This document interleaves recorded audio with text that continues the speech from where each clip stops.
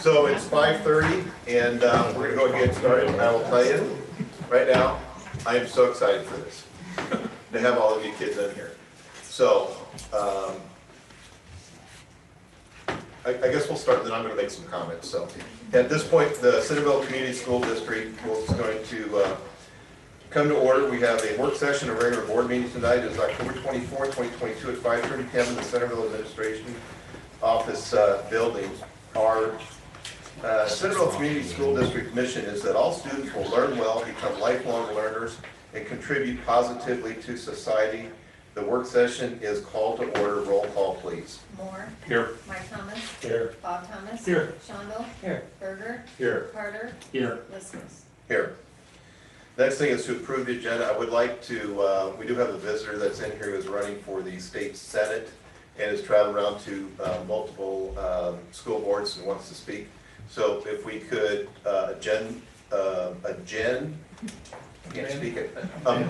the agenda to move the public forum from the regular board meeting, the work session, just to accommodate him. And of course, if we do that and he speaks, Matt, you're welcome to stay as long as you want.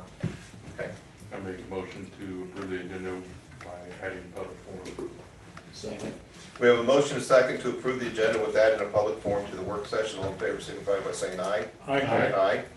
Okay, we'll go into the work session. What we'll do is we'll have, now I'm gonna make you sit through our student presentation because we're here about kids. Oh. Then we'll put you in. All right, so I just met him briefly. He was on the school board at Davis County, so I think he's used to it. I'll tell you this, so 3 years ago, I came on the board and Mike came on and Chris came on. And in November, we went to Des Moines to the Iowa Associate School Board Convention, and we went through a lot of training. One of the things from the second day that I remember very clearly as they were talking about the role of the board versus the role of the superintendent, what do you do?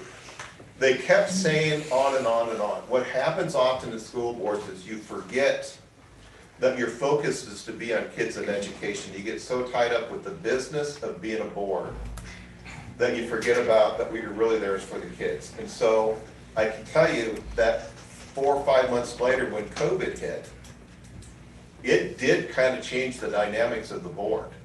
And then not meeting together for a while, and we just got, how do we get through the crisis and the pandemic? And then it became, what do we do about all these bonds we want to sell and buildings we want to do and facilities plans? And how do we go and get a new superintendent now? And for 3 years, we have gone through a lot of business, and it is so exciting to have kids here tonight. I cannot begin to tell you that what they said 3 years is finally coming to fruition. And we started last month with Brecken giving a student council presentation. We want to do that at every single work session once a month. We want to have kids come in, talk to the board about what you're doing. And we're really excited for the junior high to come in and tell us about all the things you're doing. And obviously with the musical and everything, this is awesome. And we really appreciate for the staff and the kids of all who came in and set up and took time to do this. So we're really excited for that. So on behalf of the rest of the board, thank you. This is a fantastic thing to do. So with that, how do you want to start the student presentation? Student representative. Student representative? So Okay. if you two wanted to maybe go to the hot seat in the middle there, you're more than welcome to, and you can present, then they can kind of get you on camera a little bit there too. Thank you for coming in, you two. Yep, this is great. The Red Rock volleyball team wrapped up their season last Tuesday with a 3-1 loss against Grinnell. Noel Carter placed 19th at the district cross-country meet.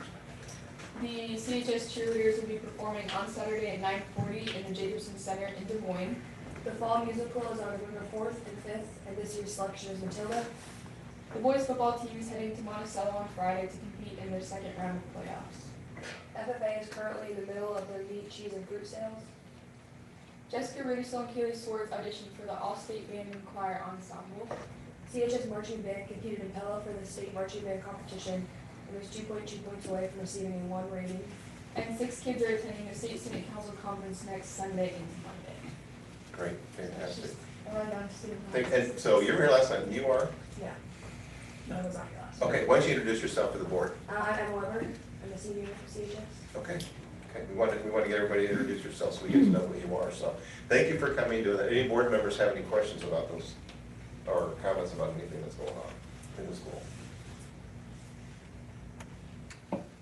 Thank you so much, girls. We really appreciate Yeah, it. thank you. And, hey, we're all looking for a good Friday night, right? Yeah, that's pretty exciting. And to all the kids in band who do all that kind of stuff, we don't want to leave them out, so thanks for mentioning them. Appreciate it. Thank you. All right.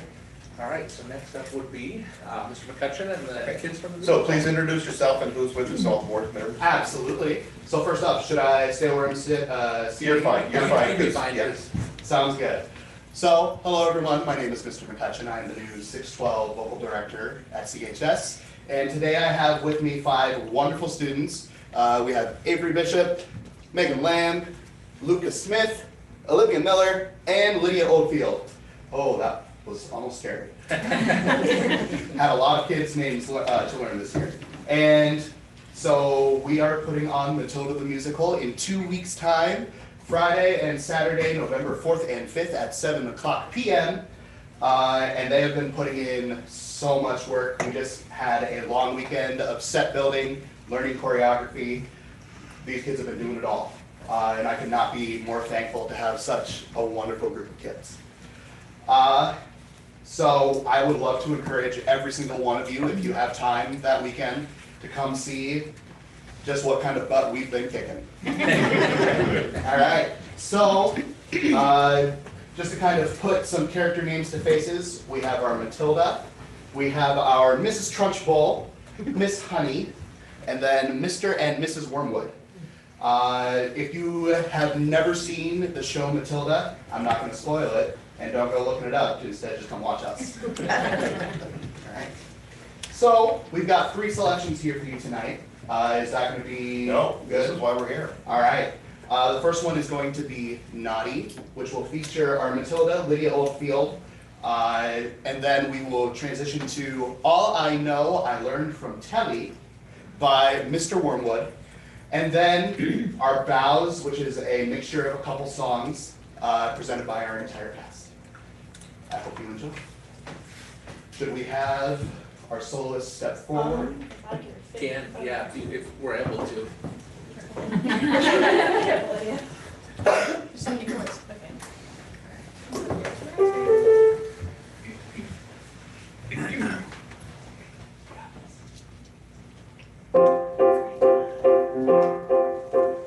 Jack and Jill went up the hill to fetch a pail of water. So they say the subsequent fall was inevitable. They never stood a chance, they were written that way. Innocent victims of their story.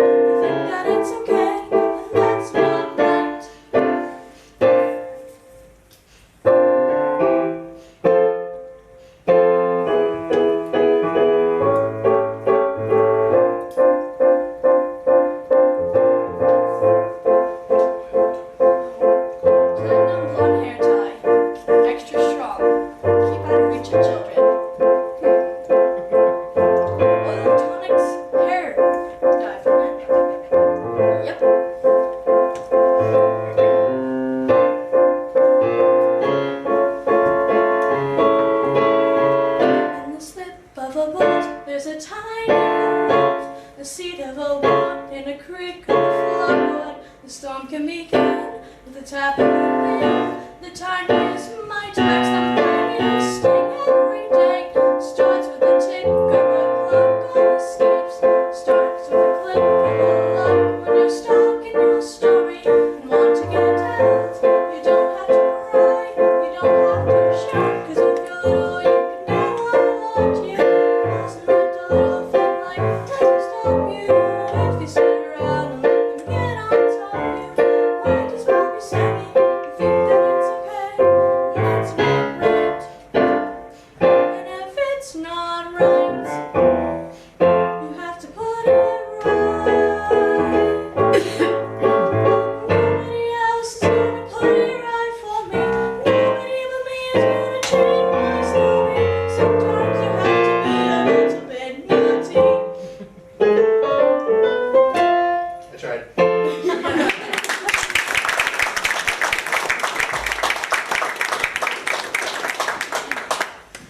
All right.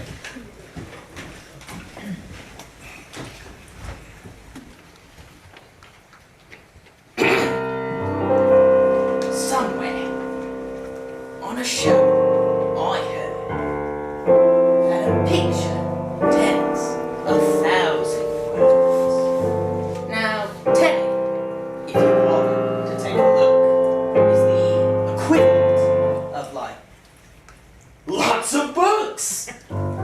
All I know I learned from telly this big beautiful box of facts. If you know a thing already, then you can switch the channel over just like that and listen. Ever after, all you need to make you wise in 23 minutes plus adverts. Why would we waste our energy turning pages 1, 2, 3 when we can sit comfortably on a lovely bump of fleas watching people singing and talking and doing something? All I know I learned from telly. The bigger the telly, the smarter the man. You can tell from my big telly just how clever a fellow I am. Take it away, son.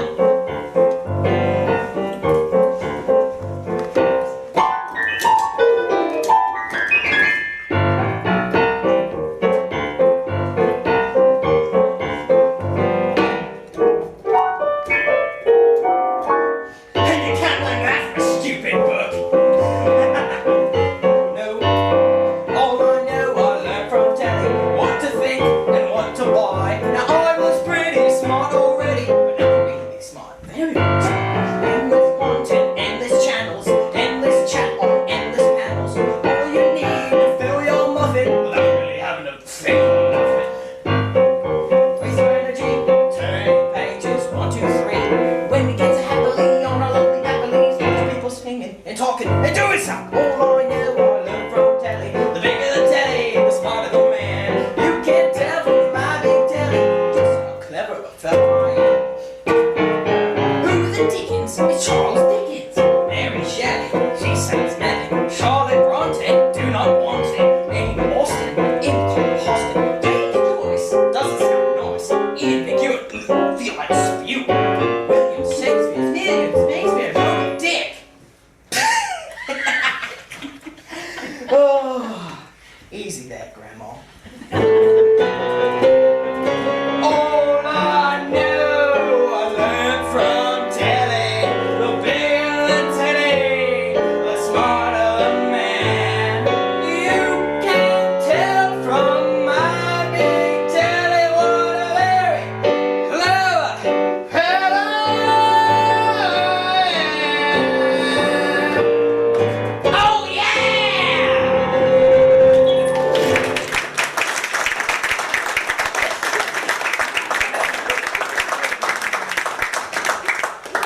That one's a freshman.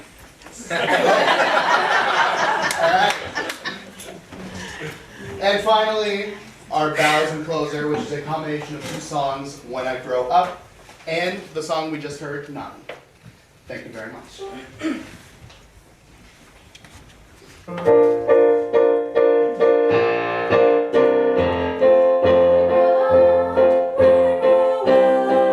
I grow up, I will be tall enough to reach the branches that I need to reach to climb the trees to get to line when you're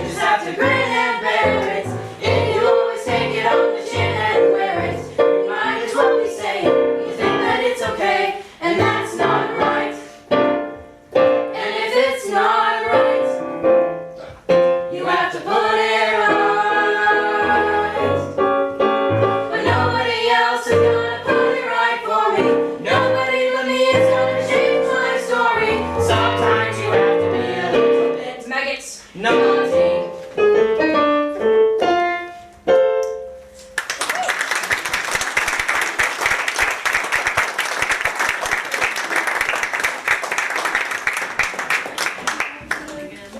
Mr. So there's one more thing. Yeah, I'll tell you, this is worth every second of our board meeting time. That is fantastic, kids, and we really hope that you guys have a great performance, so we really appreciate you coming. Is there an encore you can do of any type? Oh, you know, I think there might be something. You know, I heard that there is a very special day for a board member tomorrow.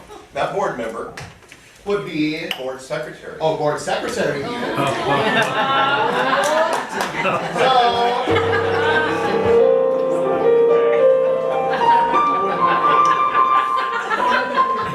let's sing some happy birthday.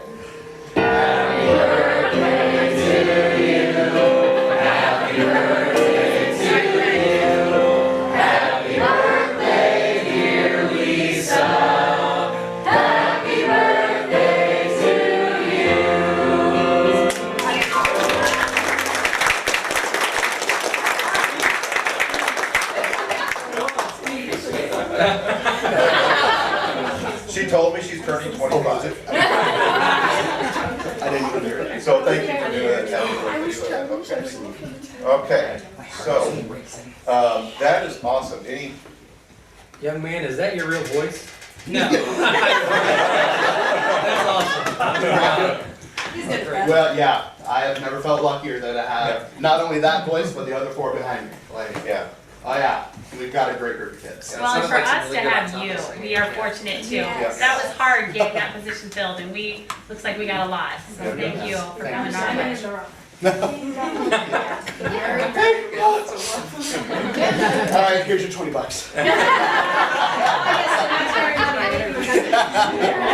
right, but we gotta get out of here because we got practice in 10 all right, minutes. you guys, But- free to go. Thank you very Yeah, much. thank you all so much. Yeah, this is fantastic. Thanks for coming in, guys.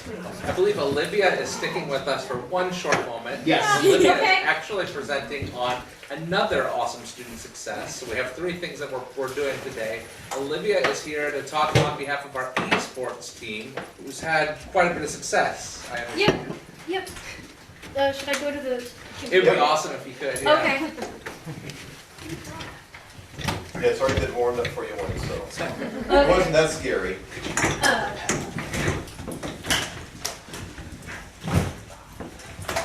Thank you for coming. You're welcome. Okay, so esports is a lot of fun for me. Not just because I like to play games, because I do. I love to play video games in my free time, which has not been a lot recently since in esports the matches go on forever and are really unpredictable, and then I have musical practice, but I manage. It's not that big of a deal. And like, it's also a time where I get to just hang out with my friends for a little bit longer, aside from school, because a lot of them I don't see very often because we don't have the same schedule. And like, it's just a lot of fun for me. And I love to, you know, be in there. And it does get a little chaotic, but that's just, you know, that's how anything, I think, that's how any kind of after school activity sometimes gets a little chaotic depending on what it is. But I don't really mind it because I am a little chaotic myself. So do you guys have practice? We have practice every day after school, Monday, Tuesday, Wednesday, and Thursday. Okay, then what about the tournaments that you're involved with? Tell us about those. Those ones are normally on Thursday every week, and So it's online and are you playing against other school districts around you? Just, we play against other school districts online, like, yeah. What games? Right now we're playing this game, Rainbow Six Siege. It is a first-person shooter game, which I'm not a master of, so. Yeah, watch it. And it's kind of complicated, but once you get like into it, it's a lot less complicated than it seems. Is at least from my experience. And even then, I still sometimes kill my teammates. I did that actually one of my first times playing. One of them accidentally threw a smoke grenade, and they came through the smoke, and I shot them on accident, and that killed them. And so that was fun. That was a fun time, especially since I didn't know what I was doing. That was my first time playing it. What other games then? Last year we played Overwatch and Mario Kart, and I think Mario Kart's my favorite mostly because I really know how to play that one well, instead of computer games. I don't play computer games a lot. I really only play on like our Nintendo Switch at home and my PS4 and the Xbox and stuff like that. So what other schools do you compete in the tournament with? I don't really know. Cameron, assistance, please. Anyone that's signed up with the Iowa Esports Association, so it's literally all around the state of All Iowa. around the state? What is Okay. it? Yeah. Is it full year, or is there a season, or? Yeah, there's like different seasons. Like right now we're in the Rainbow Six Siege season, and then next we might be doing Overwatch 2. Overwatch 2. We're gonna be doing Overwatch 2 next, and then either Smash Brothers or Mario Kart next after that. And what's the ratio male-female participation? There's 5 females, including me, on the team right now, and the rest of them are all guys. And there's a lot more people than you would expect in esports, because we only have 6 computers. We only have 6 computers in a room, and we have a Nintendo Switch and a TV on the wall. And there's, I'd say at least maybe 20, I think, of people in esports, including myself. I think there's at least 20 of us. I can't really remember. I don't really count.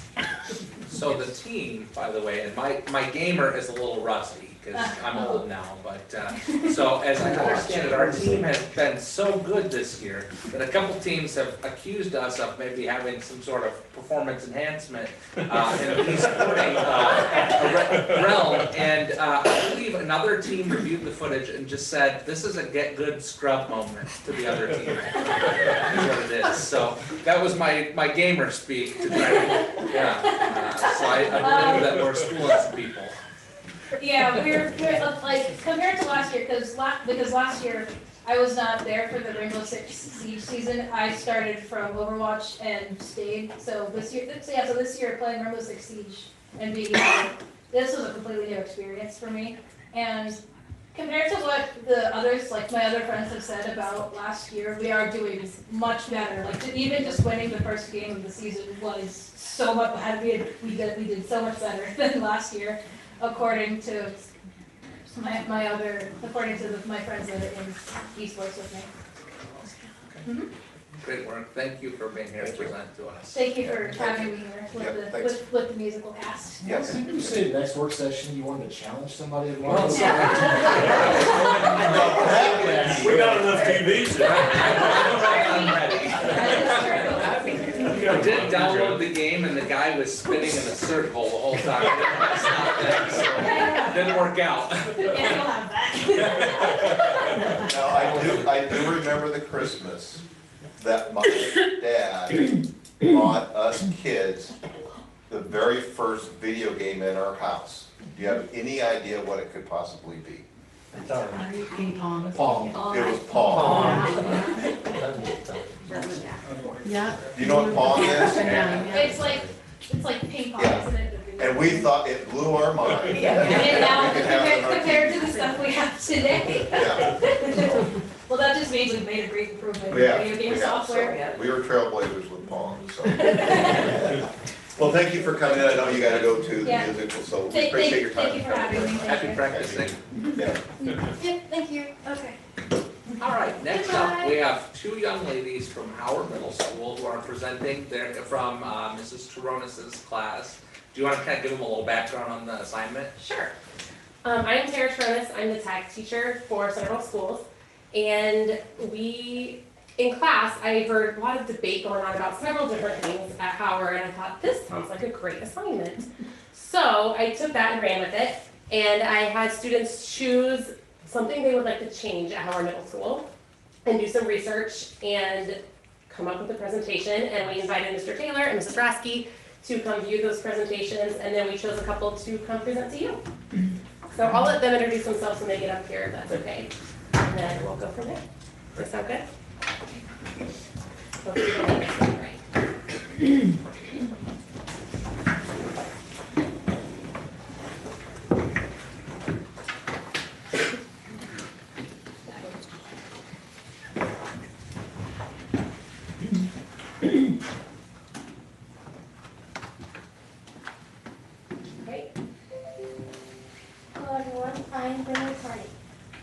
Should Howard Middle School offer accelerated classes?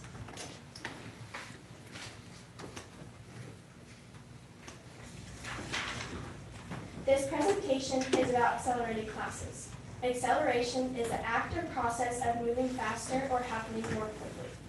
I believe that there should be accelerated classes offered to students at Howard Middle School. There are many reasons to support my claim, but these are the three I'm addressing in my presentation. Accelerated classes could benefit students academically and socially. Students may develop bad habits if not challenged, and students are pushed to their full potential in accelerated classes.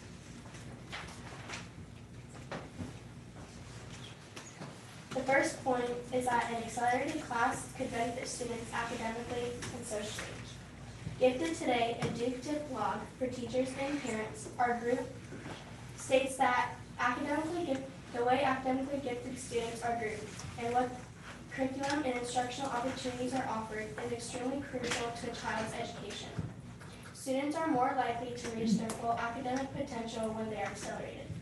An accelerated class could offer the opportunity for students to find peers with the same intellectual pursuits, which may help them fit in better than in a general education classroom. Children may also feel more comfortable socializing with these peers and find it easier to make friends. In fact, students who were accelerated have been found to have improved social skills compared to others that weren't. Being in an accelerated class could benefit students' academic and social development.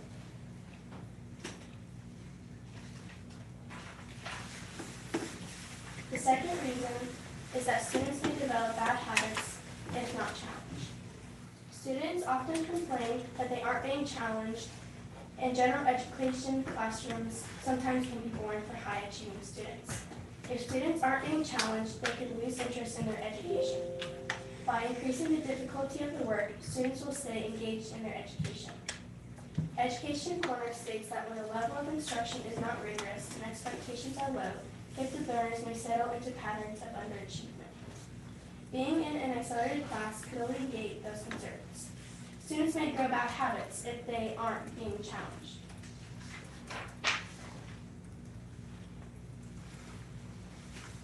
The third and final point is that students are pushed to their full potential in accelerated classes. The goal of acceleration is to tailor the level of complexity of the curriculum to the ability and academic readiness of the students, states the Minnesota Department of Education. In an accelerated class, students are given more complex work and can progress at their own pace. Education Corner states that accelerated classes allow students to be placed with peers who will push them to their academic capabilities. These students are more likely to reach their full potential when challenged academically. There are many benefits to accelerated classes, and this is just one of many.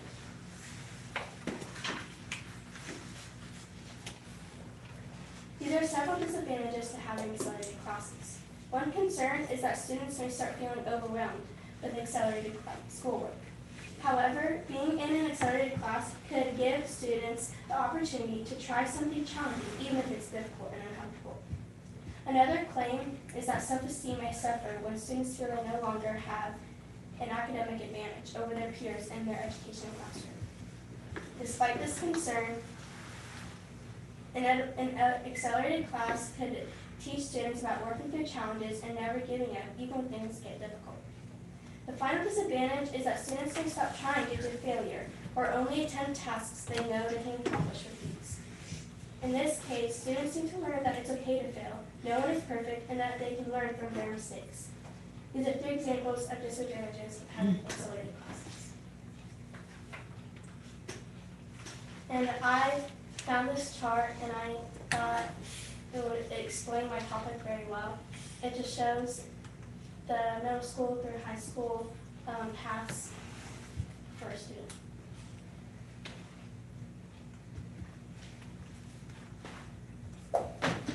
Very good job. Very good job. So your premise is to challenge in the accelerated is just to offer the classes earlier and at a younger grade, okay? We don't do that anymore? A little bit. Okay. And I also found this quote and I thought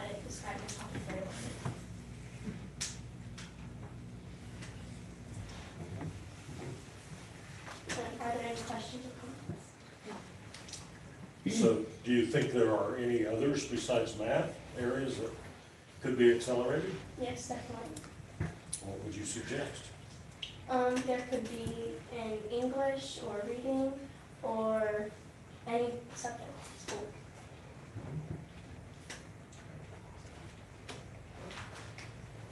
And what would you personally like to see? Math. But that's just, that's just, You had that math look about you. Oh, I thought, so that chart she put up there, I would have guessed. It's a giveaway, really. That's an exciting concept. That's an exciting concept. I have been involved in a project like that, where we had fifth graders that took algebra, and they did very, very well. The hangup is to not only get it started, but then to follow it through. And that's where it's not the student's fault, it's the school district's fault. Did you look at other ways to challenge students other than just offer the classes kind of in younger grades or lower grades? you can, maybe you can have like a designated time at the beginning of a class period or at the end of the class period where the teacher can take a group of students, or you can even have, maybe the teacher can go through like test scores or something and make one group, like one class period with students who can move more quickly and just work with them at their own pace. That was a great answer. That definitely comes from living with a really fantastic teacher, I think. That was really good. Think on your feet. So the reason I think this is my youngest daughter is a junior at UNI, and she's been in the honors program. And when she was loading up on all these honors classes, I said, aren't you afraid you're gonna, put too much burden on yourself to take all these honor classes? Because my concept of honor classes, they were harder. And she says, no, the program's different, and I'd have to get some more details from her, but basically, they have much, much smaller class sizes. And instead of doing more lecture, they do more hands-on work. So they take away a lot of the lecture and they get more focus and discussion. And they get more out of that because they're doing more practicum type work than they are just listening to a lecture. So there are some other ways out there to do that. So I would challenge you to think about some and continue to research in those as, obviously we'll have to have some more discussion about this, and Mr. Taylor and Ms. Andrasky about this, but I think it's pretty exciting that one of the first student presentations we get is make our lives harder. So thank you for presenting. Thank you. Thank you.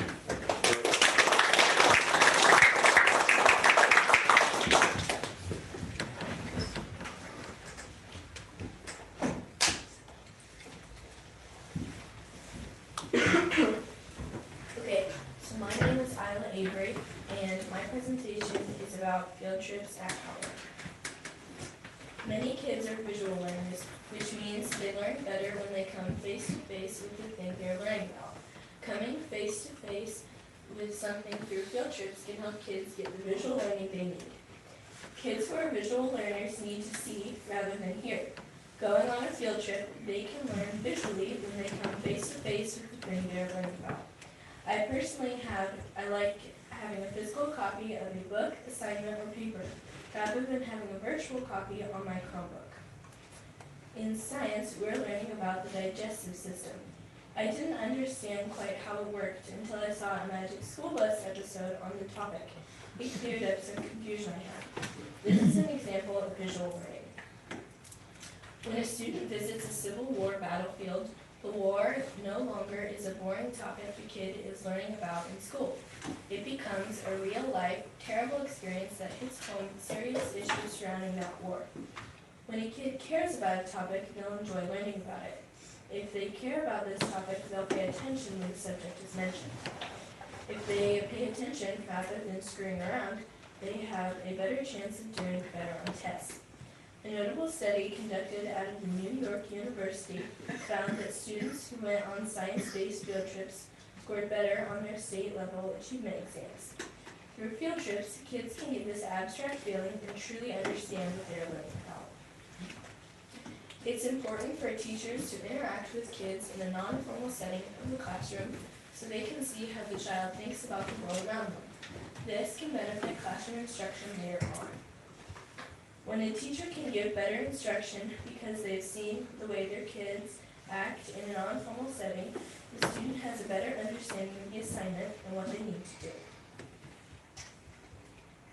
One dilemma could be that you don't know where to take us. I've got you covered. Here's my list. Hannibal, Missouri, Boone and Scenic Valley Railroad, Herbert Hoover National Historical Site, the Y to learn swimming, the driving range, and the bowling alley. I think all these places would be fun, interesting, and full of learning experiences. I really want to talk about the last three places. These are local places that can partner with us to help this experience become more affordable for the school. These are sports that are at the high school level that the middle school doesn't have. This could get kids inspired to play in high school sports. So the way you can do this is you could have the 6th graders take their pick of the 3, and then in the morning half of the day they'll go and do that. And then the 7th grade will do it in the afternoon. It could be possible that the school simply doesn't have funds. I have ideas in order to solve this problem. Instead of organizing a big whole school fundraiser with the hassle of packets and turning them in on the due date, it's just a lot of stress for the parent, teacher, and student. You can simply do a classic bake sale, or put a spin on it like a pies and fries sale. A silent basket auction or a quilt contest are all good fundraising options. You could have smaller groups do these sales and the money would go to the school, rather than having the whole school stand around at a bake sale or with half of them not doing anything. Any questions? I'll try to answer as best as I can. You have some interesting places to go. Why Hannibal, Missouri? So I have noticed that Moulton, Udell, the school that's like near us, they go to Hannibal in 6th grade. And although I think their field trip starts like early in the morning, as middle school kids, I think we could handle that, like coming early. Where do they go down there? They go to the Mark Twain. Mark Twain, that's okay. Caverns, I think. Okay. I think the Hoover Library, that's a really interesting idea. And the Boone, what do you know about the Boone and Scenic Railroad? I think I'm not 100% sure. I've been there when I was younger, but it's just like a local place, and I think it's got like railroad stuff, I think. Do we offer any field trips in Howard currently? I don't know if there's been a lot historically. I think after we watched this, we thought we might look and see what possibilities might be out there. There's definitely a reason this is one that we thought would be a really good presentation. I mean, presidential libraries are really interesting. It's cool stuff. That's a cool idea, yeah. I'd like to leave you with a closing thought. Some kids don't get to go on vacations or field trips, so a field trip is their chance to experience something new. This is also a time to enjoy oneself in school. Thank you for your time.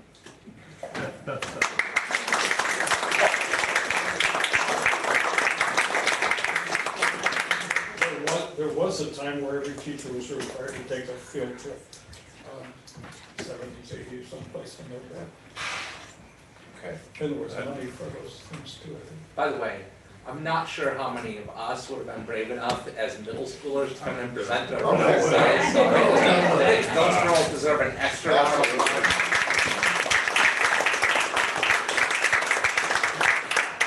Good Okay, work. that's some good stuff for, see, that's I'm excited about this. And the challenge is as the board to figure out how can we support you guys in your education, so that's awesome. Any other board comments? I was excited to hear both of those. Those are both Yeah. fantastic ideas. I'm a hands-on learner, so that one really touched base with me. That I 100% in support of them. Excellent job. And thank you for coming up with the project. Thank you. Like, Thanks, Cal. it's our challenge now to make it happen. Right. Okay? And if it doesn't happen, you need to come back and see us and say, what happened? Yeah, I think we need to figure out something to do, you're right. We asked them to come in and just do some presentations. I didn't think the first presentations was, how can you improve our educational experience? So I think that's awesome.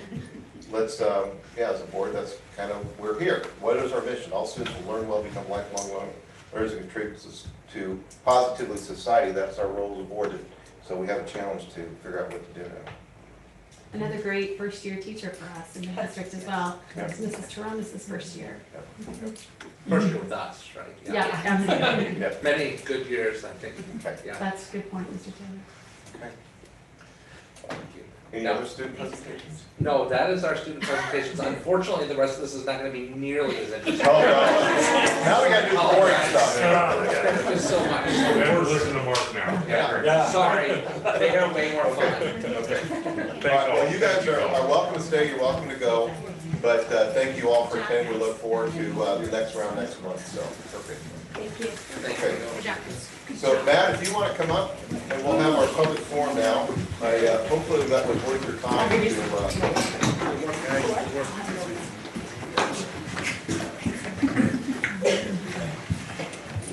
Well, I want to thank you guys for amending the agenda. I appreciate it. I tried to get to your regular meeting.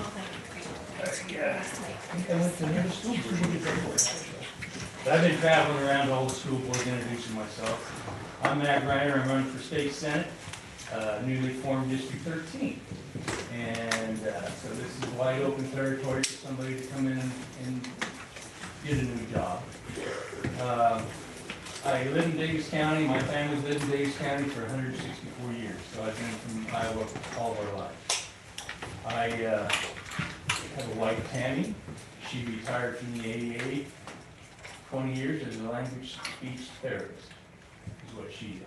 And then currently, I am a county supervisor in Davis County. I've been doing that for 12 years.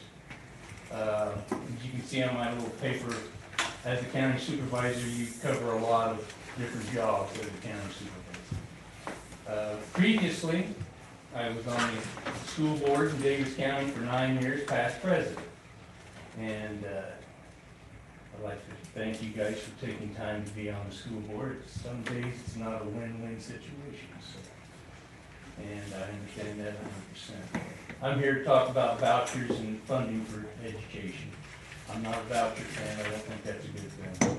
I would like to bring back some of the funding that we've kind of lost at the state for the school. When I was on the school board, we usually got like 3 to 5%. How much money did you get this year? 1.7? Was it 1.75? It was 2.5. Oh, was it that much? Okay. So anyway, I'd like to bring some of that funding back to the schools and work for the schools around up there. So, yeah, that's my goal. I'm still involved in education. I'm on the AEA board for the past 18 years. So I've been doing that for quite a while. I don't know if you guys are familiar with the AEAs or how they work, but the superintendent probably uses them for a resource and that kind of thing. So. And there's a lot going on in Centerville. A lot of big stuff. I went to the groundbreaking for the college over here, and that was quite a big deal. I went to the jail, and I toured it with Mike, which I didn't know you was a school board member, so we went through the jail. We had a good time. Yeah, we asked a lot of questions and learned a lot. In Davis County, we just built a new jail, so we housed a lot of prisoners from Appalachia County in the Davis County jail. So now we won't be able to do that as much, but we are shipping them down from Hope County. We had too many, so we're getting like 25 right now from Hope County. So it's a sad deal to make money off of that, but that's kind of how that works. And I see we have a burger. There used to be a school teacher in Davis County. Uncle maybe, or I believe a cousin. cousin? Okay. That's for you. Any questions, guys? Okay, I'll get out of here. Thanks for I probably didn't do as good as my kids did. You're still more interesting than what's to come. So We're gonna start talking policy here in a minute, so. Yeah, it's a good thing to see these kids do this stuff. I remember back to the old days when I was in school. Yeah, this is a new change in that we're starting to have student presentations, so and I tell you what, it's, that's a pretty strong start out of the gate with those presentations we had for the first one, That's so. gonna be the highlight of this. Yeah, but they're probably, when you start something, it usually only gets better after that, and this is a high bar to start with these kids. You know, when I was on the school board, the state covered funding to zero. and that kind of devastated the school district. And I was president, and Art Bugacci was the superintendent, and man, he was distraught. He didn't know what to do. And at that time, Davis County, we had 490,000 cash reserve, unspent fund balance, whatever you guys want to call it. And Art was really shook up, oh, we're gonna have to cut programs, you know. And I said, no, that's a one-year thing. I said, let's don't do that. Let's let everybody go on their field trips and treat it as a normal year and take it out of our unspent fund balance. And we did, and then the next year, the funding started back. And if we'd have done it his way, you know, LOAG might have got cut, music programs might have got cut, you know, everything gets put on the table at that time, and not hiring back teachers. So we were able just to keep a normal year, even though we got no funding. It's a blast from the past. Was that the across the board back here? Yes. Yeah, that was a hard year. Yes. I was teaching here during that year. That was a rough year for us. too. Well, this was back in the 80s. Oh, so that was not the across the board. I was not It's been teaching in the 20-some 80s, I years will since say I've that. I was learning in the 80s. Okay, guys, thank you. All right, thank you very much. Thank you. Good luck, man. Yep.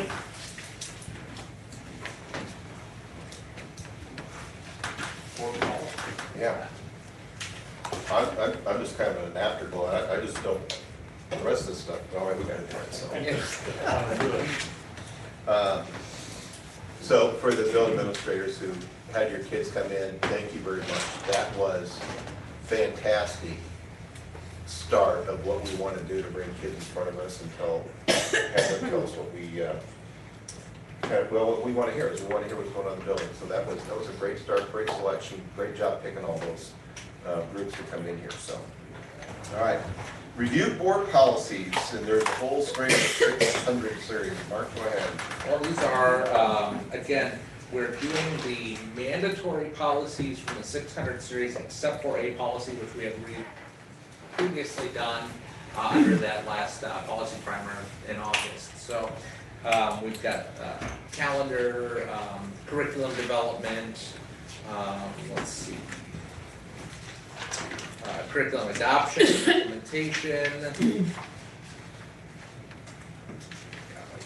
curriculum evaluation, a lot of curriculum, as you're hearing, and then special education, multicultural, physical education, instructional materials selection, and that one is one that was also part of the policy primer because there were some changes from the state. Objections to instructional media materials, that's kind of a hot one right now around the state. Technology and instructional materials, library and media centers, I'm hearing rumors that one could end up getting some changes from the state from that yet in the future, so we may come back to that one again next year if things would happen. Internet safety, and I think there's one more here. Information resources and insufficient classroom space, which we did not have a policy for insufficient classroom space, so it's a brand new policy for us. So that'll put us in compliance having one more of those required items.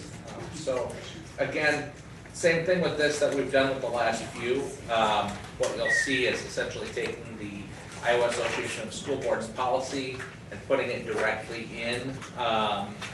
in place of where ours is different, replacing what's different to get it up to date. There is one policy, and I meant to grab that as we're going through, where you will see there's a listed policy, and then it says option 2. And I want to draw that to your attention so that you know that we are recommending. That's your materials and media selection, I think, Mark. 605.1. Thank you. Page 19 of the PDF. We are recommending the top one, but option 2 is something that we should go with, and I would encourage you to kind of look at those two and kind of see your thoughts on that as we go.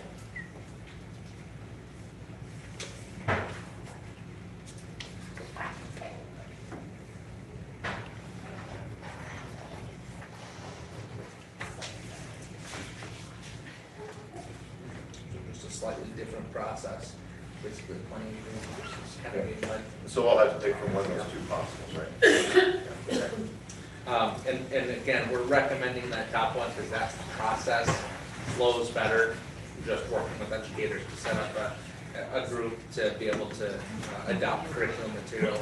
This is not a first reading or a second reading, this is just the one where you get the copy to take and kind of review until our next meeting. Okay, I want to raise a question on the school calendar, the top one there. Okay, yes. You've got the generic thing from the state, but down, the second from the bottom, it should be the responsibility of the superintendent. But the last sentence, the superintendent shall seek input from the staff. Yes, correct. We have a 48-year history of having a calendar committee. Right. And I wonder if that shouldn't be in this policy. So the Otherwise, you could talk to one person and you would have input. And we've had that history. I think it should be written into the policy. And I will do what the board directs with that. However, I would recommend that we leave it as written. The process that I will be following at this point, unless I'm guided otherwise by the board, is to have a calendar committee that will meet, they will review a few possible calendars. Then we will put out a survey to be able to survey our staff and our community, and then they'll meet again to review the survey results and pick the one that meets best with the community's response, and then make a recommendation to the board at that time. I know I participated as a teacher a few times in the calendar committee with the process there. I think it's important to make it where if you want to add something to the process, you don't have to revise board policy, because I think as technology has allowed us to more quickly survey our community, like you couldn't have done when I was a teacher on the calendar committee, a Google survey to your community and really get great information out of that. Whereas now, when I was in a community of 20,000 people and was able to get, 300, 400 responses at least, which doesn't sound great for that number, but is actually a pretty good set of responses out of that. So I would caution us in making it too prescriptive in board policy, because if you make a change, then you have to change board policy or be in violation. I would just make it simple, but codify that there will be a committee that will meet. This board has been known to hire people that don't always take the input that they need to take. So I'm not worried about you. No, I know that. We did have one that didn't work out very well. Sure. I just think you have to be careful what you put into policy. And that's fine, I will do what's directed, but I just want to be clear that I recommend that we be careful putting too much in there. I think we could leave the policy as written, but then, as Mark says, direct you. Right. And I would hope, like tonight and the closed session, I always feel silly about closed session on an agenda, because people are like, oh my gosh, what's happening? And that is where we will discuss the evaluation process for the superintendent. And I would hope that kind of feedback would come through that evaluation process too. So where we're saying it's our expectation that we have a collaborative district. And I think that is an expectation that we should have. I think there's a lot of things on which, Bob, I think what you're getting at is so important, having the input of the boots on the ground. Because if you're just sitting in the command tower and you think you can direct everything, then you're missing an important part of what's going on. So I agree with you completely. Policy is a weird thing where if you put too much in, you get yourself in a little bit of a pickle. But again, if the will of the board is to go that direction, I could find us some language. Good, so that's good input, Bob. You're talking about a lot of history there and what needs to be in there, so I understand that. And so I'm sitting here listening to both of the sides of the discussion. And what I would say to the board is that's one of the reasons why we are introducing the policies in a work session, to give you time before the first reading to think about this. So this is probably on that issue of something to consider, and what, how you feel and the way you would vote and what you think the policy should be. So when we start coming to the first reading, we're going to the first reading, second reading, we're going to adopt it. What we don't want to be doing is, taking this up on the last reading. So I appreciate Bob bringing that concern up now, because we've got time to work through how we want to do that as a board. So Okay, another question. Yeah. on 60315 physical education, just remind me how the alternative school kids meet their PE requirement. Or do we just ignore that? You give Brad? They have individual contracts where they logs and things like that. But the log, it's hours or minutes that they log for it, do you remember? I think They it's log minutes. time. I think it's minutes, but Okay. I'm not 100% on that. Yeah, but it's individualized. They log them. Physical jobs, things like that, will give them PE credit. Okay. It's part of meeting that requirement. So we do something similar with our virtual students as well, I think. Rebecca, how does that work for virtual? Correct, so students log minutes, we do have agreements, we have a couple students that belong to dance, for example, and so their instructor will sign off on the minutes that they have participated in physical activity.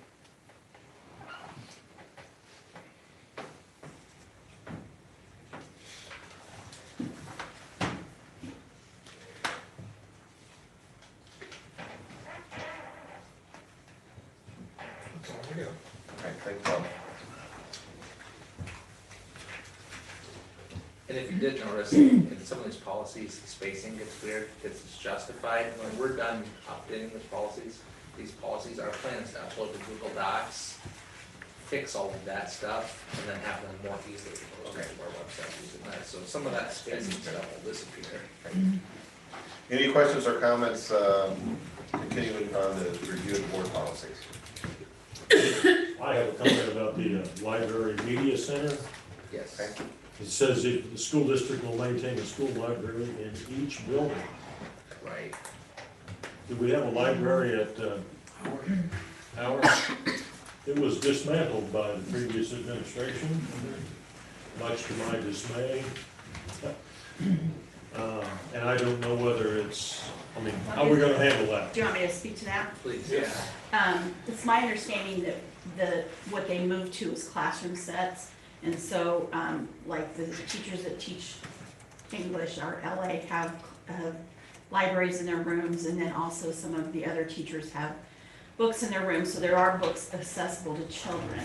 Now, Mark and I have talked about it, and he's been in the building, and our new librarian that you guys have, and the sharing agreement has been there and met with Mark and I. And so what we've asked her to do is kind of like a phase-in plan where, since all the kids have Chromebooks now, I've asked her to come and help the staff and students learn how to access digital books, first of all, so they have access to those readily and at all times. And then another plan is to work with our local Drake Library. I've asked her to coordinate some services where possibly we get those books checked out and brought to the kids, or somehow we utilize our local library, kids access that. And then Mark talked to her and I about, his goal is for us to have a library, but it's a matter of right now there's not a library room. Where it used to be is a technology 21st century type room. There would be some room in there for some books, but not a huge library. So we've talked about maybe some different areas in the building we could make that work down the road. So we're looking at that, but it's not gonna probably happen this year. That's fine, yeah, I know it. No, there's, I'll never forget, a little girl went from Lakeview to, Yeah. and she said, "Where's the library?" I mean, she's a bookworm, okay? just like lots of kids are. And if you don't have one place where all the books are, you just can't go hunt and peck and search. There's something about it. And then there'll be a need for a person to help facilitate that. Like Lakeview has a library aide, and so does the high school, but we don't have anybody that helps check out books or in Sarah Zintz's room, there's a whole wall of books. Mary Dudley had an extensive library when she was a title teacher, and so there's a lot of books, and the kids have access to them, but there's not it's an honor system of when you check it out and take them back. So, and like Sarah said, if they don't bring it back and a kid has the book, that's a good thing.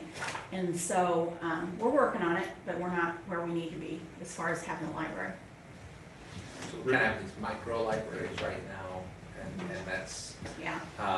not really where we want to see that be, and something that we want to bring about some change. Obviously, we're going to have to change some spaces around to do that, and as when we do the buildings and ground update, you'll find out that our capital fund is probably even a little bit tighter than we expected after some recent discoveries. So that's something that we want to build into our long-range plan to be able to get, like you said, I think it's that central repository that's so important. Then they know, like, this is a place I can get a book. This is where I go, and I think that's important. In terms of a central repository, a handful of our teachers have also gone through some training with some AEA folks. We have access to MacNVIA across the district, PK-12, and so that's a repository that has libraries after libraries of books.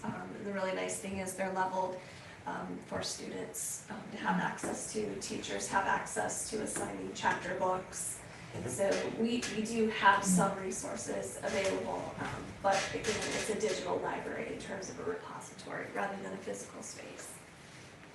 Most research has shown that the ebooks are for older people. Okay? They have glommed onto that because it's readily accessible, they don't have to go to the home, that. But the younger folks have gravitated more towards the real book. And that's why you see a lot more bookstores coming back, you know, in the mall or wherever. It's flipped. It didn't go the way everybody did. Most people still want to hold that book in their hand. Well, Isla even said that during her presentation. I don't know if you guys remember and caught that. She said, well, I like to have an actual book in my hand. So I think that's awesome. Like a textbook, yeah. Yeah. Yeah, that's it. Well, thank you very much. I Thank you. hope we're headed in that direction. Okay. Any other comments about reviewing of the 600 series board policies? None? Okay, we'll move on. Review of student data. All right, we have a whole presentation for you that's nowhere near as fun as the last one, but Mecca, would you be able to put that presentation up on the screen for us? So each of the admin team, or many of the admin team will have kind of a little piece of this one here. So this review of data goes along with kind of partially with certified enrollment and a lot with our desk audit that we have to do for the state. So there are certain pieces of data that we're supposed to review with the board each year, and then I'll upload actually this presentation and the minutes of this meeting for the state to review and say, okay, you've reviewed equity data and some other pieces there, and then all will be well. So if you want to go ahead and click to the next slide there.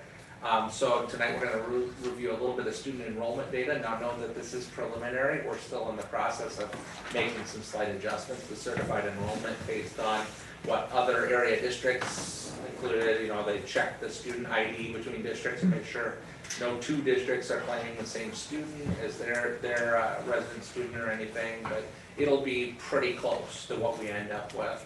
We're going to review a little bit of student achievement data from each of our buildings and course enrollment equity data at the high school in a few specific content areas. All right.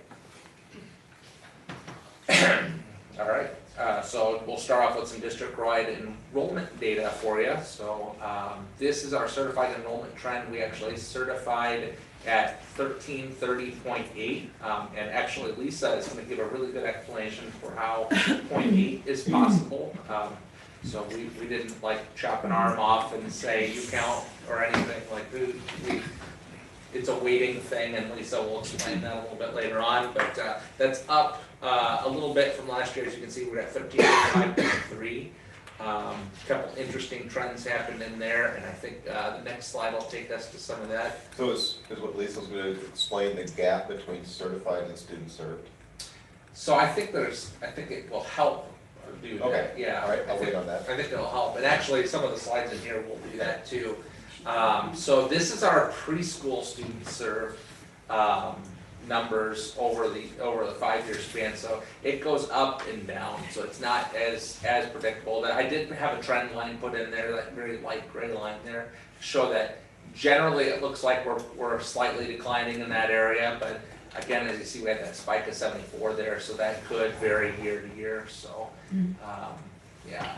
are open enrollment and tuition in and out. So the black line is open enrollment and tuition out. And the red line is open enrollment and tuition in. Strangely enough, both of our open enrollment out and our open enrollment in increased this year. Open enrollment in increased slightly more than open enrollment out increased. So we made a little bit of ground in CERT students that way this year. We did have an interesting piece that came out of that, and I think in my email to all you, to the board, this weekend I talked a little bit about a potential homeschool assistance program. One reason for that is we have 15 students who open enrolled out to participate in the homeschool assistance program with Davis County, because we don't offer one.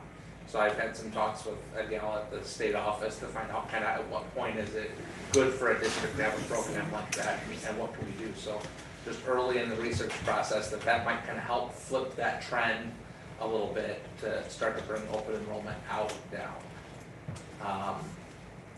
This is our served enrollment by grade. So these are the students in each grade that we have in our buildings right now.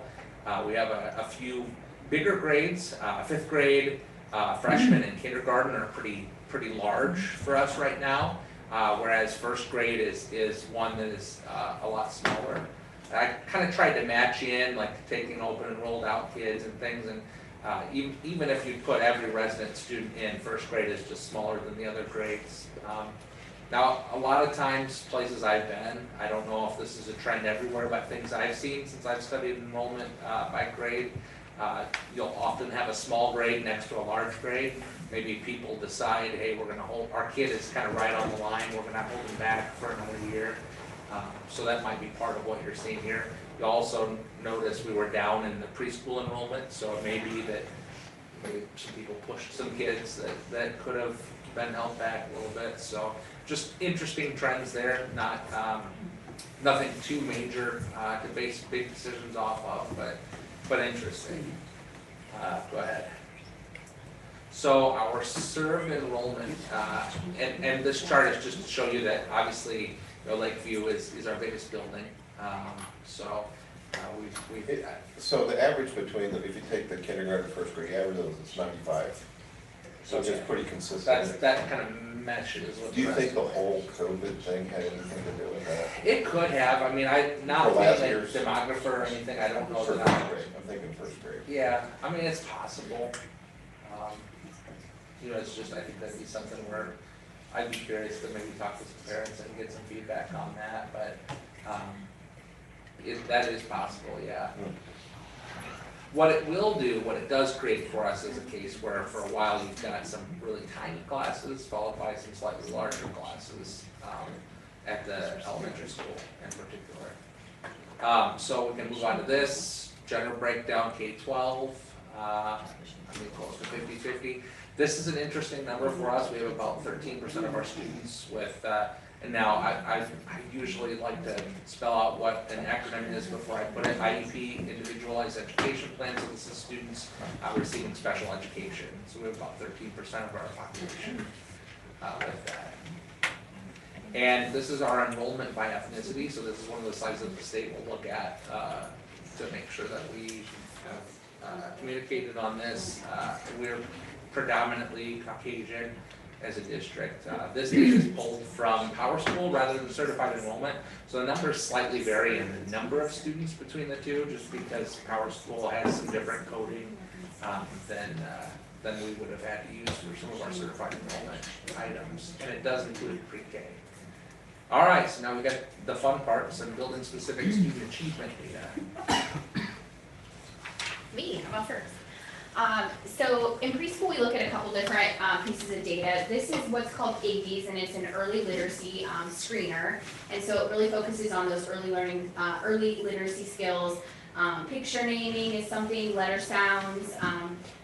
One of the categories is things that don't belong, so it's like things that work together, and then they have to identify something that doesn't belong. So it's just all these different concepts that kind of give us an indicator of how a student may read, either or things we need to work on. We also have another assessment that we look at, which is GOLD, which is a state required assessment. But I can't share that data with you as easily because it is very individualized. It gives us bands of colors of which students should be progressing in on the standards for preschool, and it's very individualized. We can look at reporting, but it's every standard possible at preschool, and so like today we looked at 3 in the math area since we focused so much on ABs. In the reading area, we just try to use our goal for math and other things as well. But it's just very individualized and hard to present to you. So today I'm presenting to you the AB's data for the last 3 years. You can see that there's a couple holes, one of those being from fall of 2020 to 2021. The state switched systems. We went to a different online system, and so there was kind of a gap there. So we're considering it was actually winter was kind of like December instead of January like normal, but that's why that's missing. And then the spring of 2020 we were not in school, so that's why we're missing that one. So as you can see, we usually start lower, and then we've kind of trended to 60%. Before that, we were, if you went back a few more years, we were in the 70s and 80% by the time they left us. So I think that just shows that impact on COVID, especially the preschool levels still. We given it this fall and started pretty low again, but it's amazing how quick those little people increase, right, just being exposed to all kinds of vocabulary and language at our level. So, any questions for me? They also have a teacher-made assessment that they use a lot too, which is like a report card and what they report to parents a lot to help us identify what we need to do. Thank you. All right, next up, Lakeview. I probably went into much depth there when I shared my administrative report, but you could kind of tell there when you look at our data, I was a little concerned about that. This is probably the first year, and I think the 12 that I've been here that we saw some real changes. But the one thing that we keep talking about is everybody in the world endured COVID, but I don't really worry about what the world says. I think our responsibility is to prepare our kids for middle school and from middle school to high school and that. So we had adopted a new math curriculum, and you could definitely tell there by our scores that we need to put a little bit more focus on that and just get more comfortable in our delivery of instruction there and work on the components of the skills that our kids were missing. And so when you look at that, what you're going to see is that we have really worked with Kate Hash. I couldn't say enough about our instructional coaches. I said when that all began, I kind of told Mark that when he came back as our superintendent. I don't know if I understood the impact that those people could make. But Jenny and Paige and Jen had worked with Kate Hash and talked about the different little I've been gone for 4 days, can you tell? I am struggling. Screeners to give kids. And then when we see what skill set they're missing, then the teachers in the classroom, so mind you, they're teaching the whole class, and then they're pulling groups of kids who are struggling with a certain area, and they're providing instruction in that area every day as well. The coaches just gave the screeners on Friday. We have seen a huge number of kids improve already. The 5th grade team, we started with them just thinking about their window for opportunity in our building is so much shorter than everyone else. They moved 21 kids the first day the first day that they switched, so it would be after a 2-week period of time. And for example, what the kids have been working on was facts, like knowing our multiplication facts. And just to kind of give you an awareness of where we're at versus where we've been, we were still progressively noticing that kids in 5th grade did not know their multiplication and division facts. The expectation Kate Hash shared with us as our AEA math consultant was that mastery should be done in 3rd grade. And so you can kind of see like we really needed to amp that up and get moving in that direction.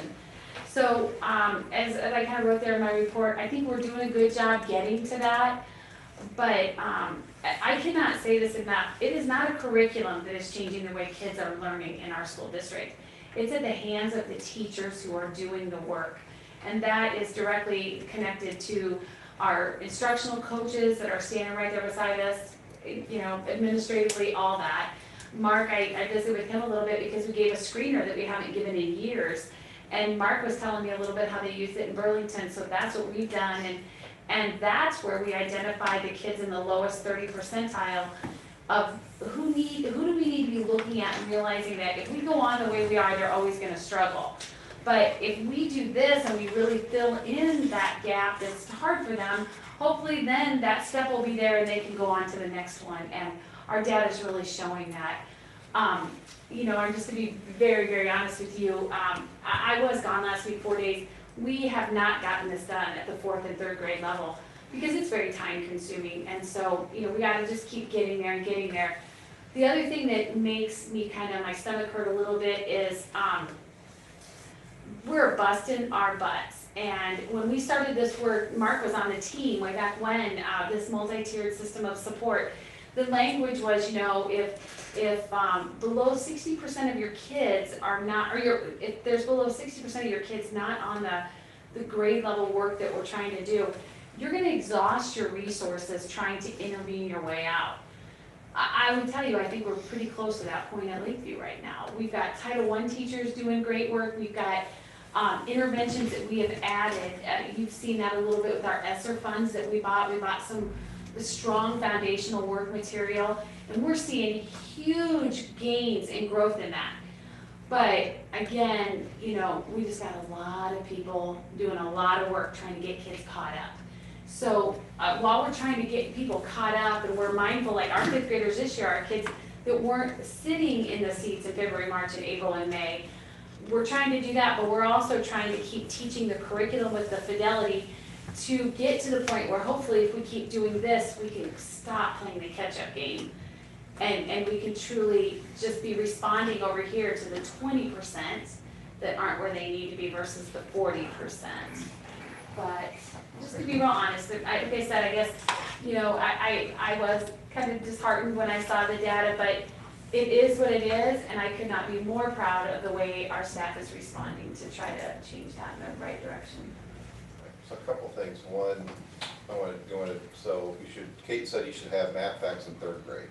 We're struggling that with our 5th graders. Our 5th graders would have been 3rd graders in the spring we canceled, right? So there's a direct connection there. Absolutely. Got it. Absolutely. Okay. I want to make sure I understood that. Yeah, and that's what we believe is starting to, Kevin, is that gap. So, because when we got the ESSER funds, we're gonna put money towards tutors and all those other kinds of stuff. That would be a place to focus on. Rebuild those that kids. bucket, Okay. yeah, and that's exactly what we've Got it. done there, Okay. yeah. You said early on something about changing curriculum. I guess I never really thought about it. If you change curriculum, that they're used to teaching this, and now we got this whole new set. How many years does it take to get the staff kind of up to speed on the new curriculum, and then how long does the curriculum usually stay in the district? It's typically a 6-year cycle is what it used to be. Like, that's what it was always used to be budgeted every 6 years. But, and I'm just gonna tell you, like, and you guys jump in if I'm saying something inappropriate. Our middle school and high school staff would say, this is the right math curriculum. This curriculum is, and if you want me to speak, I'm the 8th grade math teacher, so I guess I can kind of tell you.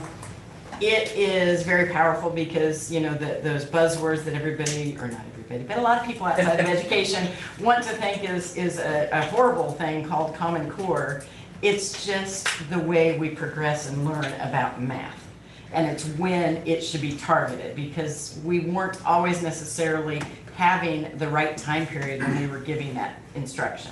So now it is known that our best time period for math facts is at 3rd grade level. Number one, because they are actually ready for that learning. Number two, it will stick with them. The younger they learn that, the harder it is when they come to me as an 8th grader and still don't know their math facts and they're doing this for their counting. That makes it a lot more challenging. I do class-wide interventions around those kinds of things now, because when I first started this, I've done it every year. I need them to be able to go very quickly into some algebraic type things for solving equations.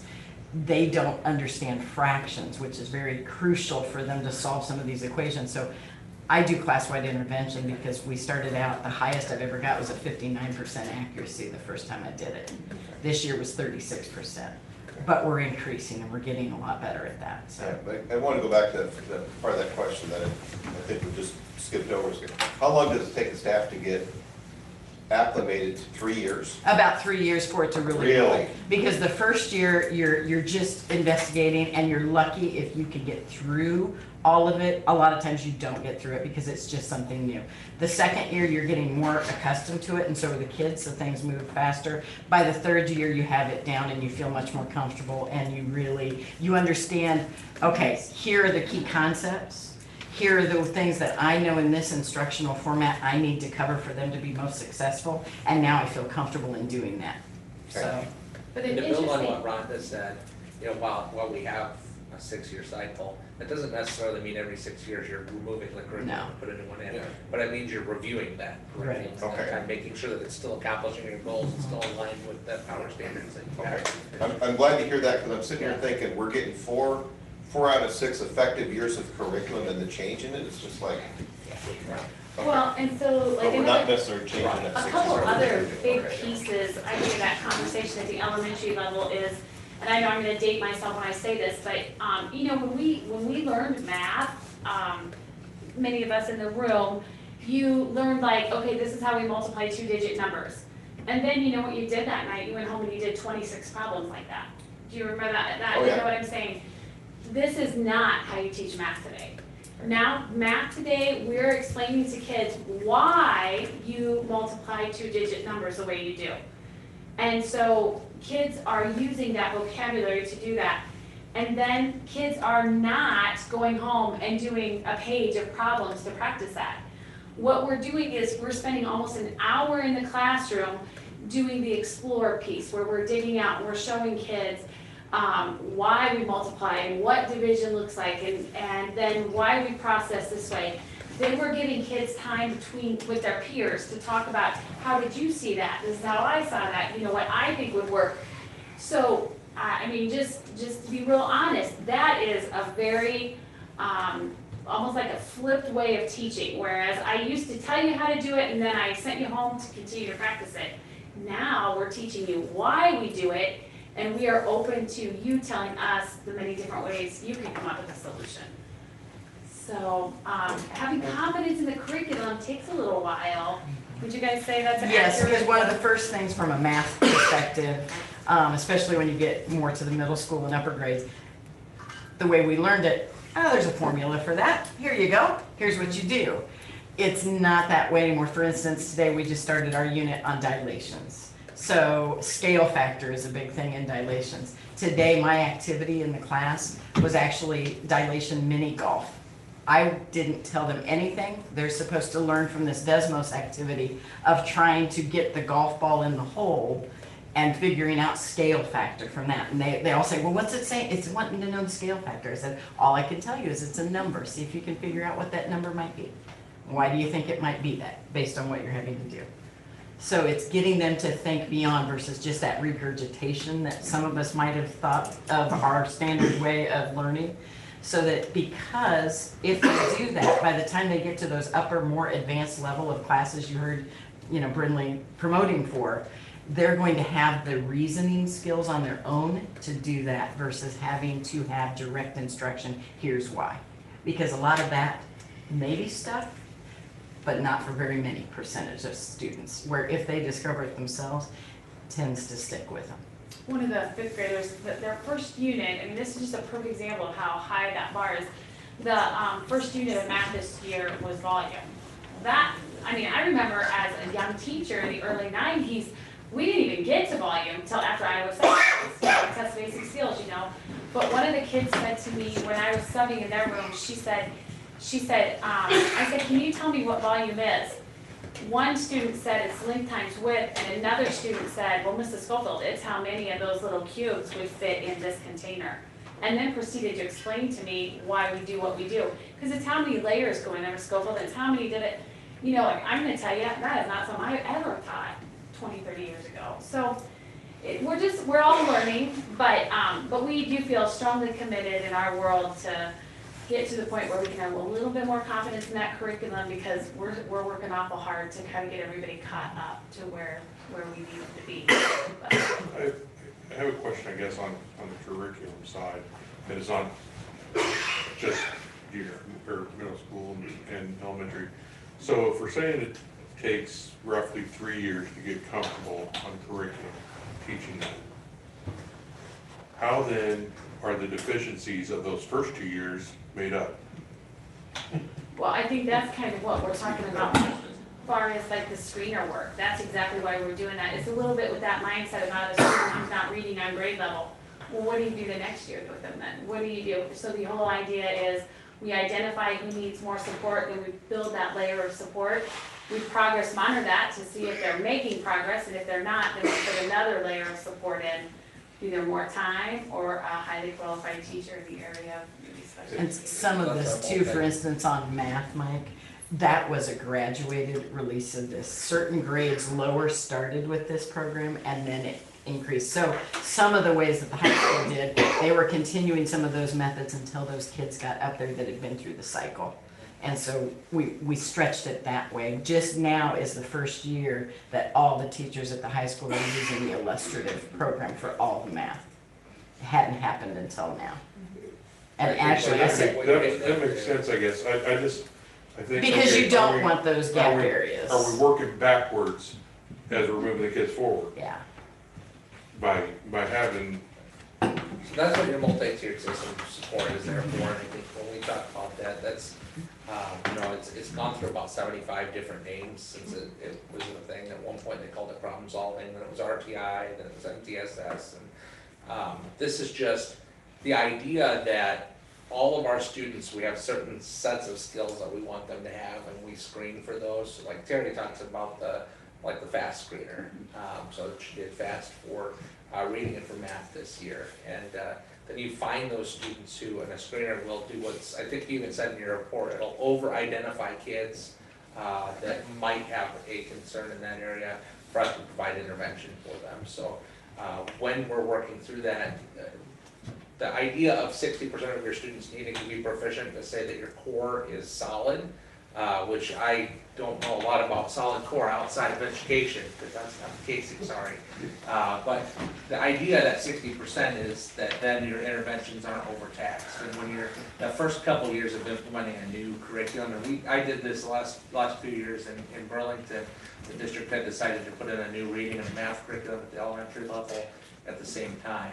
So our interventionists were extremely overtaxed trying to make up for what we didn't yet know how to do in the core curriculum. So this rollout where you kind of roll it up so that no one grade is, not all of the grades are in their first year at the same time when you can do that is huge, because that makes it where the system can kind of make up for some of that within.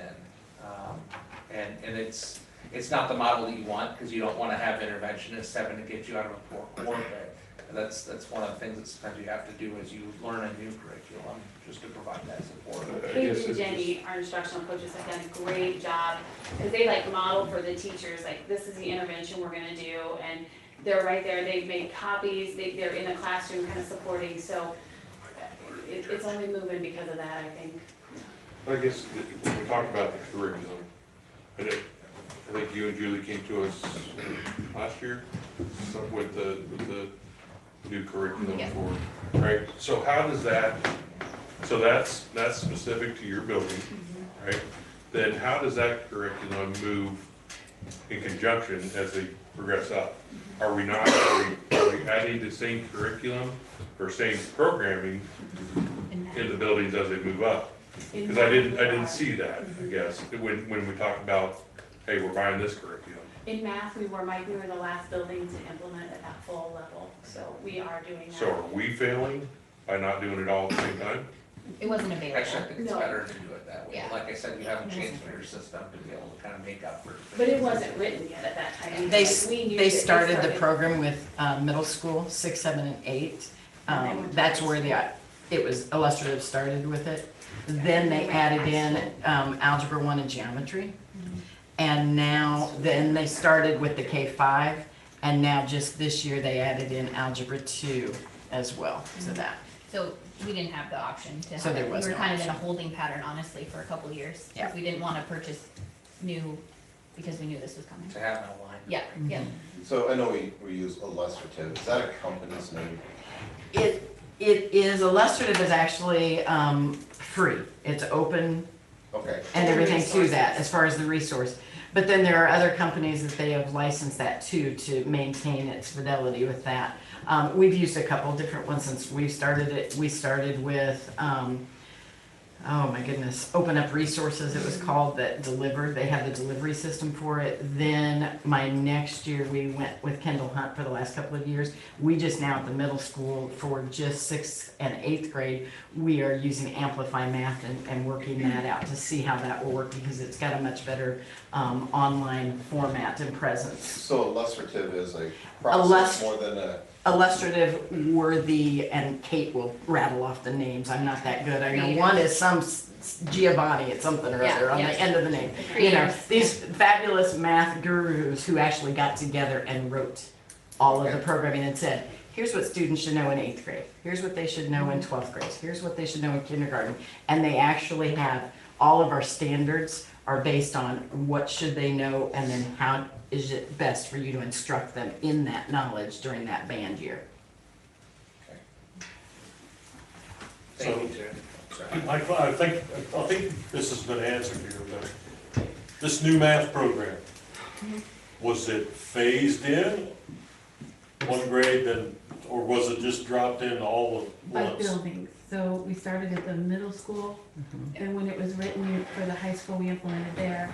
Then when it was available for K-5, we went there. So, but when it came in, you dropped it in on K-5 all at once? Oh, yeah, yep.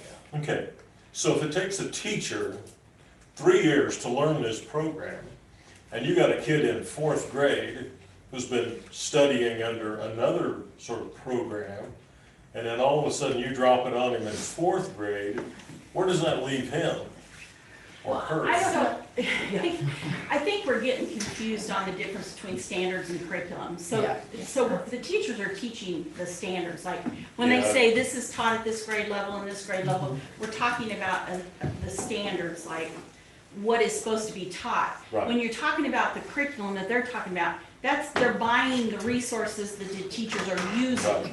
And so it's not like the teachers don't have any background or any skills or anything that they can Right, use. they know what they're supposed to teach. Yeah, and it's just that this is a new materials, new workbooks, New method of delivery. textbook and all that stuff.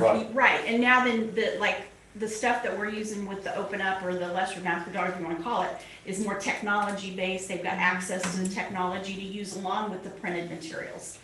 So it's learning to use all those different types of curriculum materials to teach the standards that they've always taught. Sure, I understand the standards, Yeah, but it's the delivery method right. that it takes a teacher 3 years to learn. Is that right? Well, I don't know that I would say 3 years to learn, because Maybe I, master. that's the word Yeah. I was, Master. Mark, Okay, that's 3 exactly years what to I was master. saying. Master and to get Okay, really I'll go comfortable with and that. confident. We can do that. But So, honestly- but where does that leave the kid? The kids are way more resilient. I mean, they just kind of get with it and figure out routines and procedures. So like, just to give you an example, one of the big things we see a lot in our building with the older kids is, like, even just in the days that I sub, kids will say something like, I don't know what the answer is. But in this curriculum, the focus is not on getting the answer. The focus is on the process and the thinking. And honestly, like, you know, we joke in our group even, when Rhonda writes something, she's like, here you go, you're the language girl, you're the English girl. When I am doing a report like this, I'm like, here you are, you're the chart girl.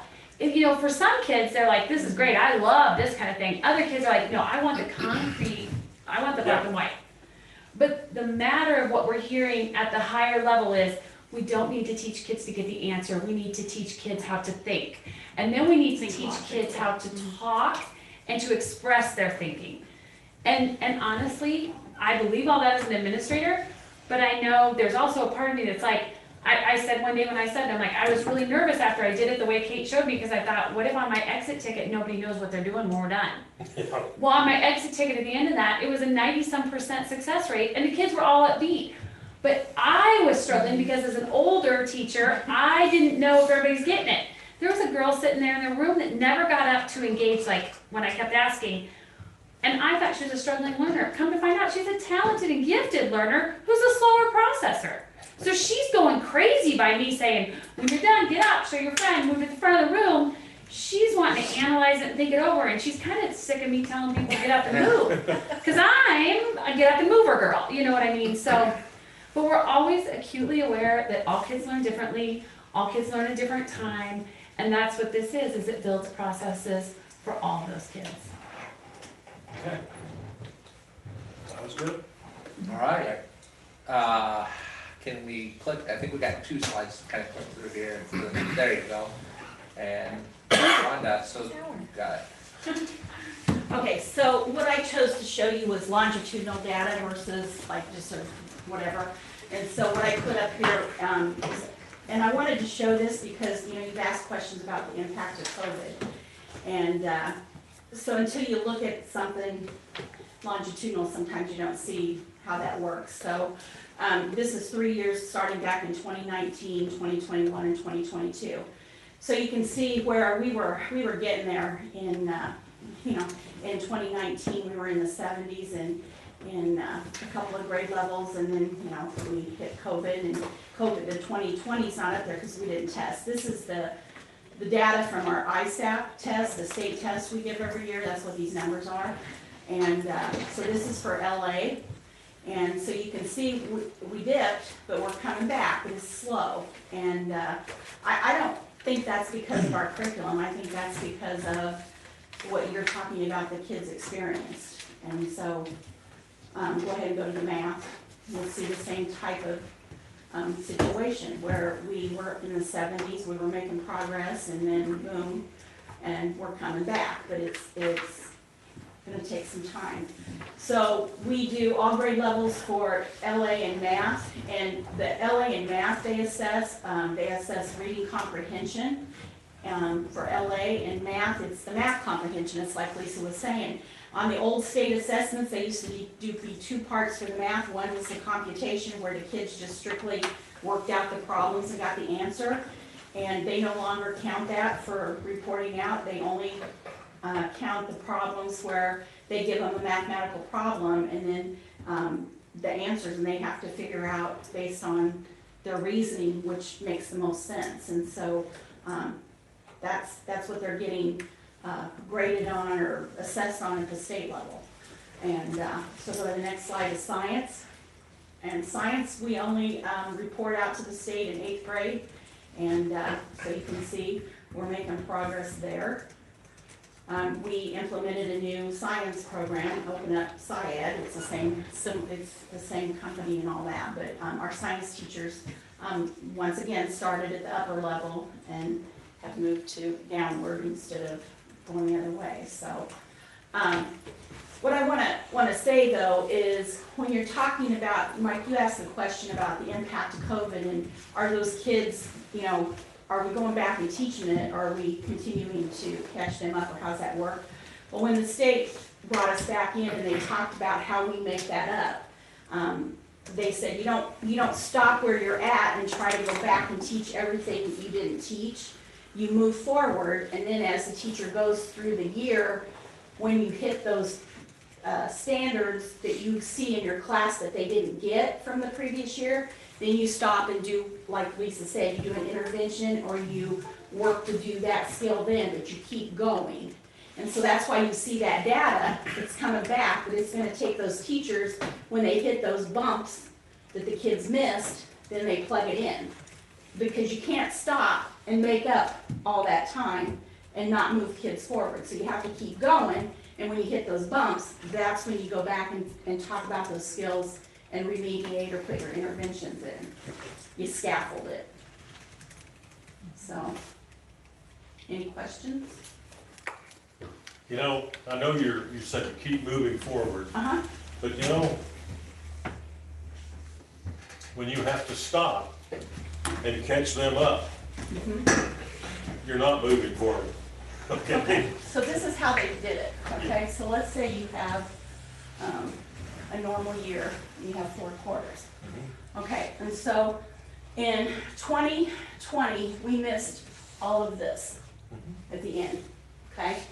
So what we couldn't do is stop, and these kids all come back here, right? So what you can't do is the teacher can't stop and go back and repeat all this here, because then they're gonna always be behind. And you're never gonna get to where you need to be. So what I mean is, then you take those X's, and instead of doing them here, you go forward with the new year, okay?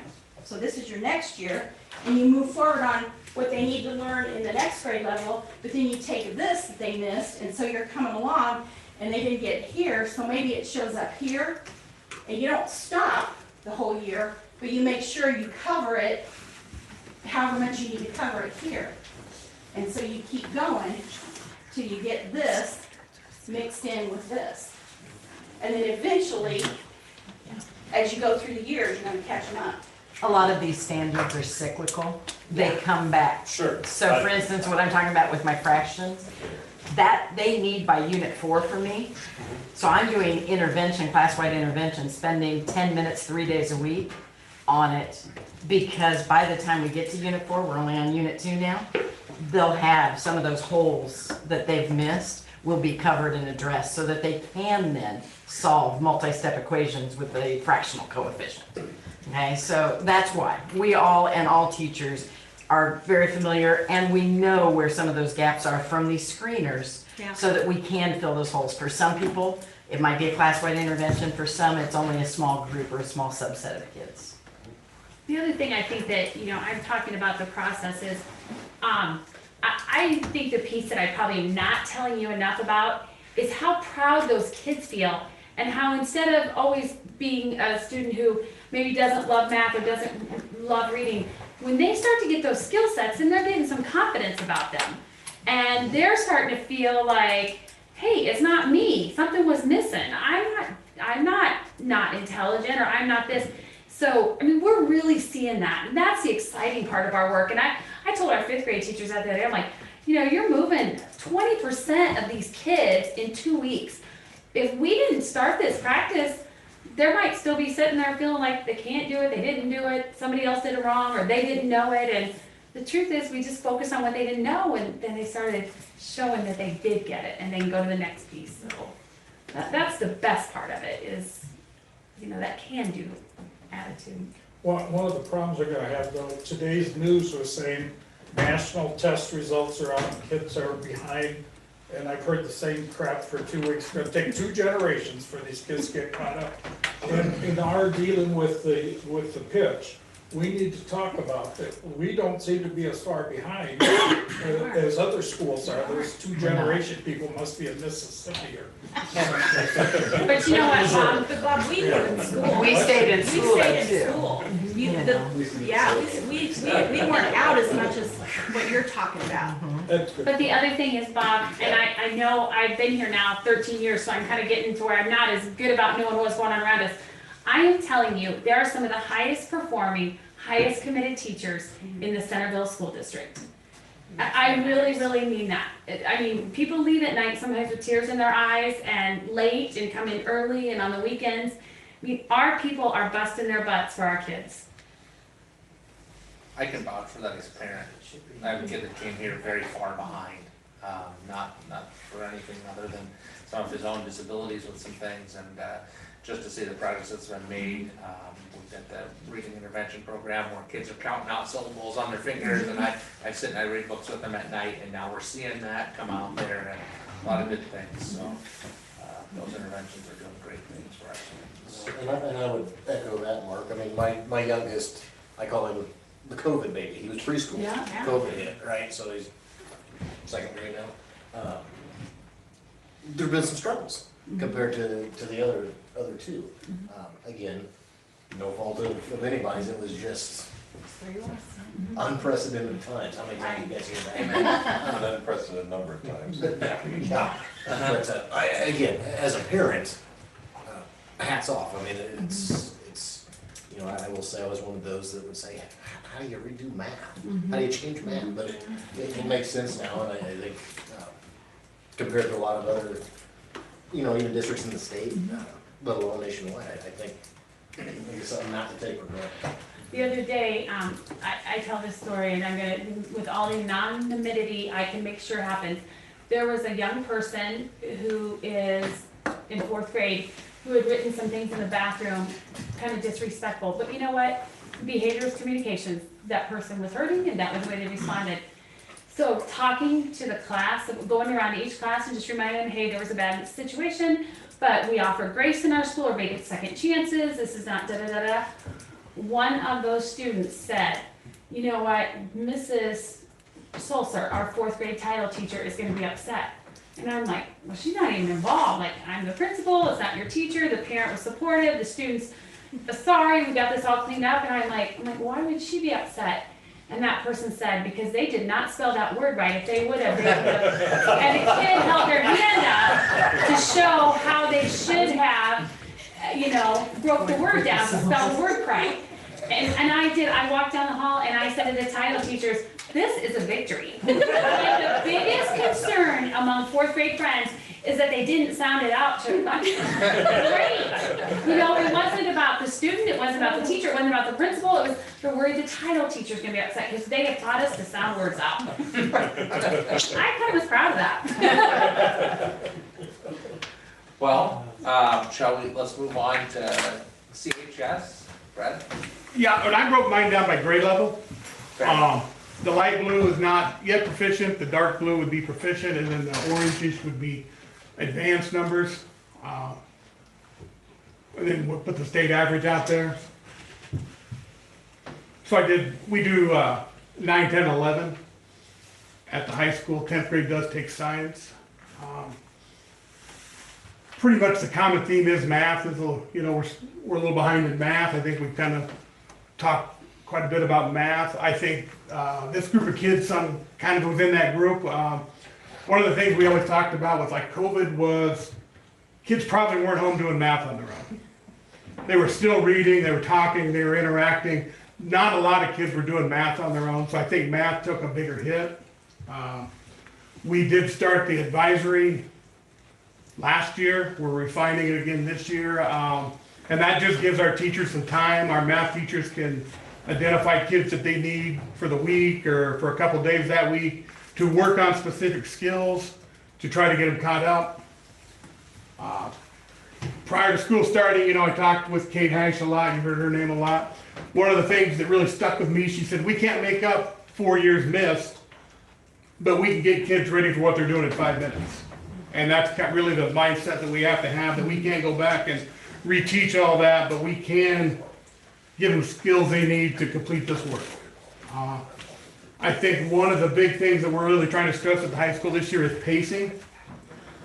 I think our teachers were almost too caring. They got so wrapped up in kids not getting it, and they would just continually we're gonna master this skill 100%, where at some point we just have to move on and intervene with these kids. So I think that's what we're really trying to stress at the high school this year is getting through the curriculum. I know it's been brought up early. If you don't get the volume, how are kids gonna learn volume? Because it may be at the end every year and you may never get to it. So I think the key thing is to get through our standards, expose our kids to all the curriculum. Because I think, sometimes just exposure pays a lot of dividends. Even if we don't master it, at least we have some awareness of it. So those are the Iowa assessment slides. The next one is, that's 10th grade. So you will probably skip all through those to the ACT. There's 4 years there. Last year we give it to every junior. We will again this year. So we had a few more kids take it. All of them were voluntary. So the number. I'm glad you said that. So the numbers went down a little bit because before, we were having kids that wanted to take it or needed to take it. They were probably going to score better, but we had every kid take it. Because that was my conclusion when I looked at the number went up and the mean score went down. I thought there's some kids that probably are never going to go to a four-year college that were made to take the test. Does that make sense to do that to them? It depends how you want to use that data. I think one thing that the ACT can do for us is to talk to us about our overall educational program. And I think if that's something that we use to kind of determine if we are truly preparing students to be ready for post-secondary, then it is kind of useful to know. And we're doing the pre-ACT, we did that last year, we'll do it again this year, for the sophomores, and that's a really good report, and it kind of lets kids know, hey, this is kind of a strong area for me, I didn't even know that was my strong area. And it gives a good detailed breakdown for kids to help them kind of plan as they go. Okay. All right. Any other questions with those? So this is our graduation rate. This was actually, you've seen this chart before. This chart was in our SIAC committee. But I really felt it would be important to, again, call to our attention that we have a rather high graduation rate compared to other districts in the state. I mean, we're doing really well on that front, so that's one thing that we've really got going for us, and just make sure that that data is in there for us. And actually, one that I think we have a lot of reason to be proud of when we talk about disaggregating data, and the state through the desk audit really likes to look at equity for students. The students for whom they will look at equity for us most frequently are our students on free and reduced lunch. So sometimes it's called low SES or low socioeconomic status. And the black line is our graduation rate for students on free and reduced lunch versus the gray line. That's the state average for that. So we're a good 10% higher graduation rate for our students living in poverty. So I think that's a huge success for our teachers in our school district. All right? I have a question. Sorry. When they're figuring the graduation rate, is that a kid that started as a freshman? Yeah, so it is a cohort, and I'm trying to remember how that works. Like kids that move to another district, I believe it counts on that other district if they actually move.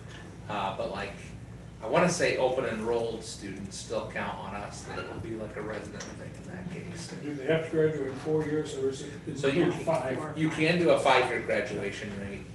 A lot of times, a lot of people report on the 4-year graduation rate, but 5-year graduation rate is legitimate. And actually, the previous district I worked in, that was the rate that they used more often than not, was the 5-year rate. Okay, and so I'm gonna kind of breeze through these ones. There's a whole equity report in your board packet that has the breakdown by gender, by race, by IEP status, by low SES status. Just kind of some definitions there and what that means, and we've kind of gotten through these. This is data that is in there for us to review. We're reminded by the desk audit to do that each year. It's in Iowa code that we review this as a board. So we'll kind of go through a few of these slides here. This is specifically aimed at our CTE, so our career and tech ed kind of courses. Okay. So agricultural education is one of our areas that we have. We actually have about a 50-50 breakdown, females and males in that program. So pretty good in that area. About 5.3% of the students are on IEPs. Remember, we were sitting at about 13% of students in our district have IEPs. So this might be an area where we may want to find ways to provide some supports for students with IEPs to participate. We have 24-ish% of our students 24% of our enrollments in agricultural education courses are students with low socioeconomic status. So that's a little below what we would expect. So again, definitely wanting to prop up some opportunities for kids. This is a pretty big gap, and this is a traditional gap in a lot of schools, industrial education. So our welding programs and shop classes and that, only 4% of our students in those programs are female. I don't know how much you've seen on this, but I know that I recently read an article on the value of excellent female welders. That there are actually a lot of female welders that are doing some great things due to just different hand structures and things, and the ability to do things that men might not be able to do. So that's an area where I'd love to see us be able to get more of our female students involved in that program. And I think one of the drawbacks to some of the females there, we don't have just a straight welding class. We have machining, and I don't think the females are as interested in the machining and things like that, but some of them like to weld. So that's something that you know, I've talked to Mr. Whistler about it, I mean, maybe just get a straight welding, class that might up the female participation a little bit. I think we'll probably look to get some feedback from our students towards that too, because I mean, we definitely want to open up some of those industrial education courses lead to excellent career opportunities in rural Iowa, so we want to make sure that we're opening those opportunities to all of our students. Again, about 6% students with IEPs, so a little under what we'd expect, but kind of within the margin of error, given that our number is fairly low for the building. If you want to go to the next one. In my experience, if I can stop you right here. Yeah, definitely. In my experience, when we, in the school district that I taught in, when you offered industrial education in the 7th and 8th grade and required all of the students to participate, it paid off at the high school. Okay? When we dropped the 7th and 8th grade industrial education, because of whatever, it went to this. Females did not participate. But when they did do it in 7th and 8th grade, they continued all the way through high school. We had some of our women went to Denver Diesel and Auto Mechanic, took top honors, and never turned a wrench. They were hired by that BMW dealer as a service writer for their women customers. It is an outstanding opportunity, but if they don't think they can do it in 7th and 8th grade, they will not do it in high school. Don't you think that's what the exploratory does? So that business wanted to target hiring women with mechanical motor skill background to talk to women customers. That's exactly. That is a very interesting. And they made a lot of money. One of the beginning, small engines class, you take a Briggs & Stratton engine, you drain the oil, drain the gas, tear it down, name all the parts, put it back together, fill it with gas and oil, and it has to start on the first pull, okay? The record is still held by a young lady. She did it in 13 minutes flat. That's awesome. Okay? I'm still draining oil in 13 minutes. Yeah, I'm just saying that until we get it in the 7th and 8th grade, it ain't gonna happen at the high school. And don't you think some of that is like, when you set the kids up in an exploratory class, That's right. they get in there and what they thought it was and what it is are such different Two different things. things. Yeah. Yeah, yeah, it really worked for us and that where I've taught. So, I don't know what we gotta do, but that's the secret. That makes a lot of Mark sense. can't have it. It's it. So we have a couple areas left here, if we wanna go on to the next one here. So that was again by socioeconomic status, we actually are fairly close to being on par with that in industrial education, which is good. Health occupations, now we have the opposite discrepancy in this one. So we are very underrepresented by male students in the health occupations courses right now. Again, a lower number of students with IEPs in this program than would be proportional, so it's something for us to look at what supports we might be able to provide in that area to help students out. Okay. Go ahead, I want to make a point of this one. You're good. We are a little bit underrepresented in, can you go, there you go. We are a little bit underrepresented in our students living in poverty, signing up for health occupation courses. And I wonder, I don't know, and I think as we look through this more, if maybe we need to, because a lot of these courses are through our college, our concurrent enrollment, if the idea of college courses might be scary for some students if they're a first generation college student. So that might be something for us to look at, what we can do to help support that. Right. And that's kind of what went through my mind when I saw that slide, is, sometimes you look at a household that's low socioeconomic status, and I'm not an expert in this, but there's probably generational pattern there. So how do you break that generational pattern? Because something has to change and get them out, right? This is an opportunity where, for no cost to the student, they can take some of those things And that's, the first thing I thought was, why don't we have more of our low SES kids in there with it, and how are we talking to them? How are we presenting the opportunities, because the industrial maintenance is the same way, there's a lot of these programs that we have in there that would break that poverty cycle in those families if we can somehow address them and get them introduced to those kinds of programs that, you know, you go through and get most of your first 2 years paid for, and you don't have to go through that your family couldn't afford, and you can do it in high school and break that generational poverty. I think it, to me, it kind of goes back to one of our presenters, when they talk about field trips. Kind of goes back to not only having the field trips, but bringing in people that are in the industries to talk to the students instead of, you know, obviously the teachers, but bringing in the people that are actually doing it and giving them the opportunity to see what it's all about. You know, like right here, I'm immediately thinking, well, we need a ton of paramedics, EMTs. This would be great, you know, things like that.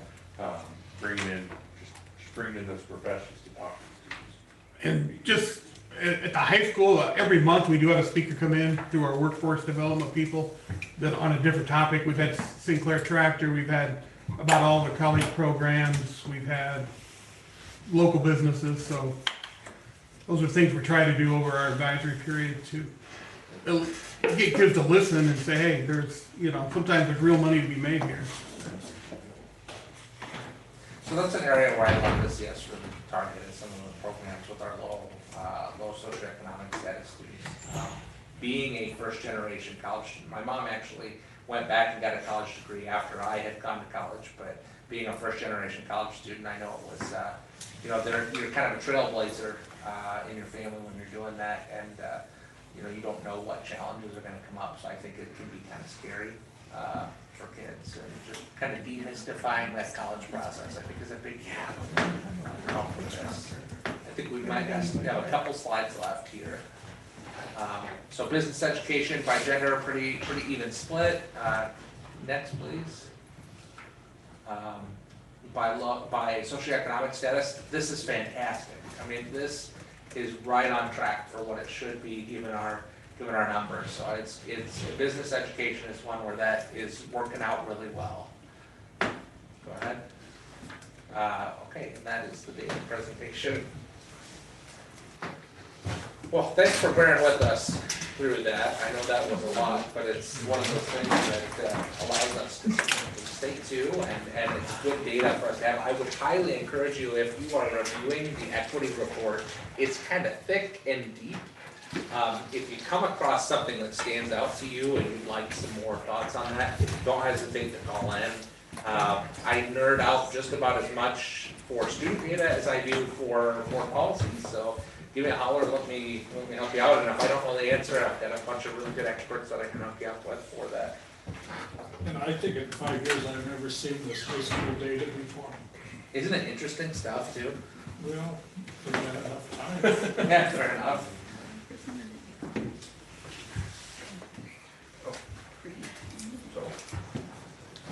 Yep.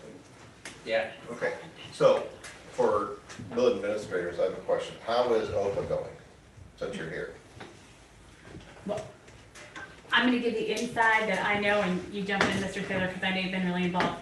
I'll tell you what, we have an amazing new hire, and I don't know her job title though, Mark. Program director, I think. It has a fresh, great feel. She's very all hands-on, all supportive, staff are upbeat. We have staff that are taking pictures of what they're doing and throwing it on their Facebook posts, and it's amazing. I mean, everybody seems all in. You mean the kitchen staff? Yes. Yeah, okay. Would you say that, Mr. Yeah, Taylor? honestly, and I've got a lot of them on Facebook, and I've seen a lot of those wonderful Yeah, pictures. yeah. And the kids still love the food. Oh, absolutely. And the food is being absorbed like no tomorrow. The 2 lines have been great. That was a decision, remember when we added the extra window in the cafeteria? So, good. But that's us. You jump in, Rhonda? Well, it's good, the food's great, the kids like the food. The issue we're having is with the count and being able to get an accurate count, because we don't have like one teacher that has one class that can make sure what the kids say and then walk them through whatever. And so we've had some issues with kids saying they're gonna eat one thing and then they get down there and see it and then they wanna eat something else. Oh, what And so shock. we've ran short on some things a few times. Their staff is great that we have, except there's only 3 of them, and so they're running crazy.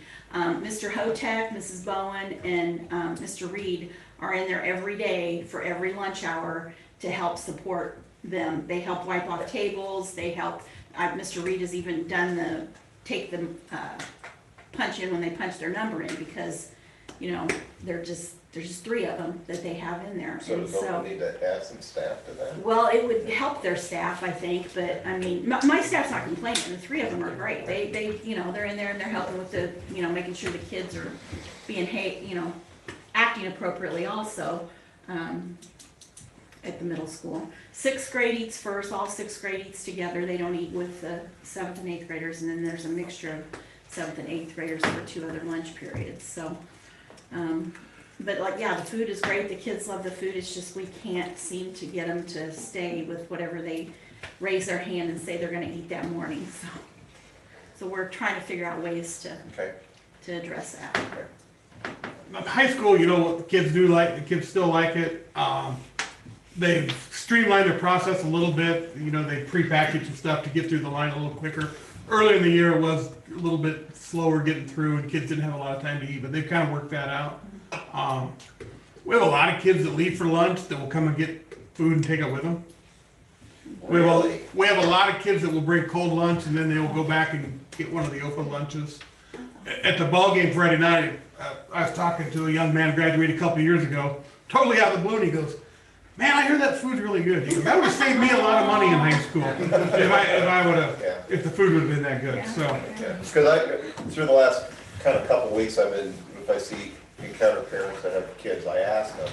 I ask the kids how it is, and every parent has said it's been a huge change in the quality of food, they like it, and some parents have said, yeah, I don't have to pack lunch anymore because I'll eat at school, so I was just curious how it is, because it's one of those things that, you know, you might have a great start, but how is it going to continue throughout time, and so we just want to keep monitoring that, I A think. lot of my staff eats too. Yeah.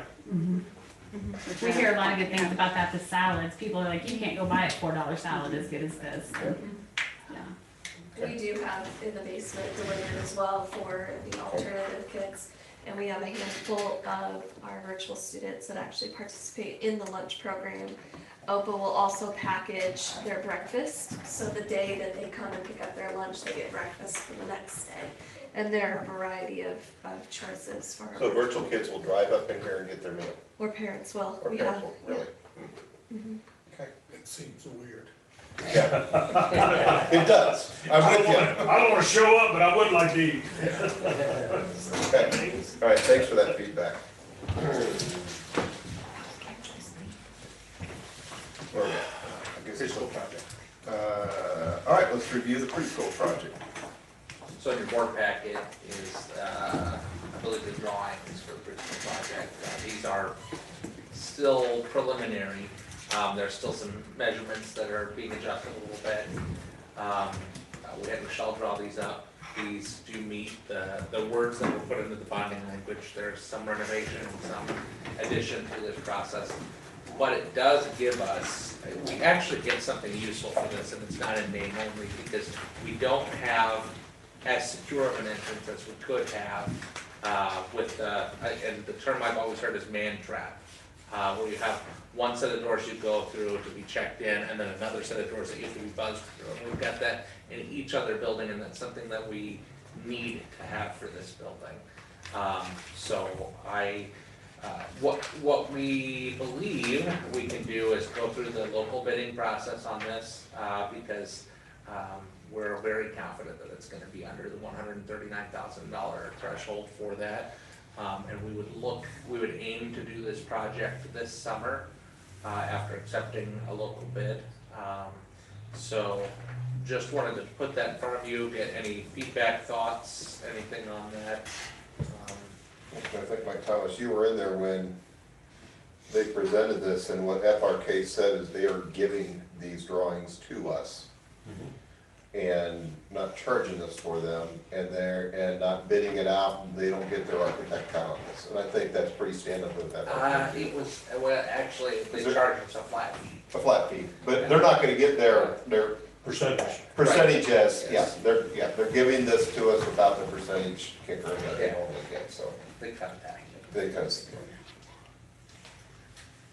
So, we'd probably, move forward, next month, maybe even to start the process of accepting local bids. And then our board policy calls for sealed bids that, Lisa and I would open and bring the recommendation to the board at that point. That's the way that local, bidding is laid out in our current board policy. So the nice thing is, a lot of groups probably could do a project of this size. It's not a terribly large project, so we could end up with fairly competitive bids for it eventually. And it does something valuable for our students, which I think is the most important part. Okay. Financial report. I'm gonna try to keep this short and simple. So when we talk about certified enrollment, we always talk these numbers that I think maybe the board doesn't always fully understand. This was on the table, right? Yes, it's just the one page. Because I had one board member say, well, what's 0.8? Yeah, and so I'm gonna talk about the weightings first. In that blue portion, dual enrolled. Those are students that just participate in a district activity, like it might be a student that wants to do band. But that is you get a 0.1 for a student like that. If you have homeschool assistance for K through 12, you get a 0.3. And if you have someone who is homeschool assistance and dual enrolled, you get a 0.4. Independent charter school, we don't deal with that. I don't know why I put that in there, but that is one of the weighting. CPI students, that stands for competent private instruction. That is where there's no homeschool assisting at all. But if they do want to dual enroll for a specific class, it just depends on the class of what that weighting would be. And then a limited English proficient weighting is determined by proficiency levels. And so those amounts are what's there this year. And LPA is the assessment, they take English language proficiency assessment, I think, yeah.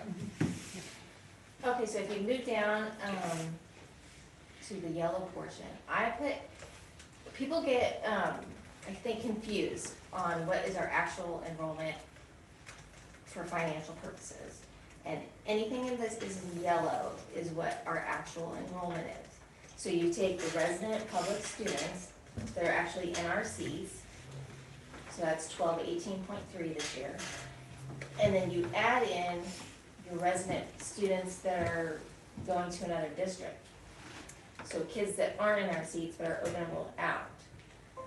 And then you also add in your non-public shared time and CPI students dual enrolled.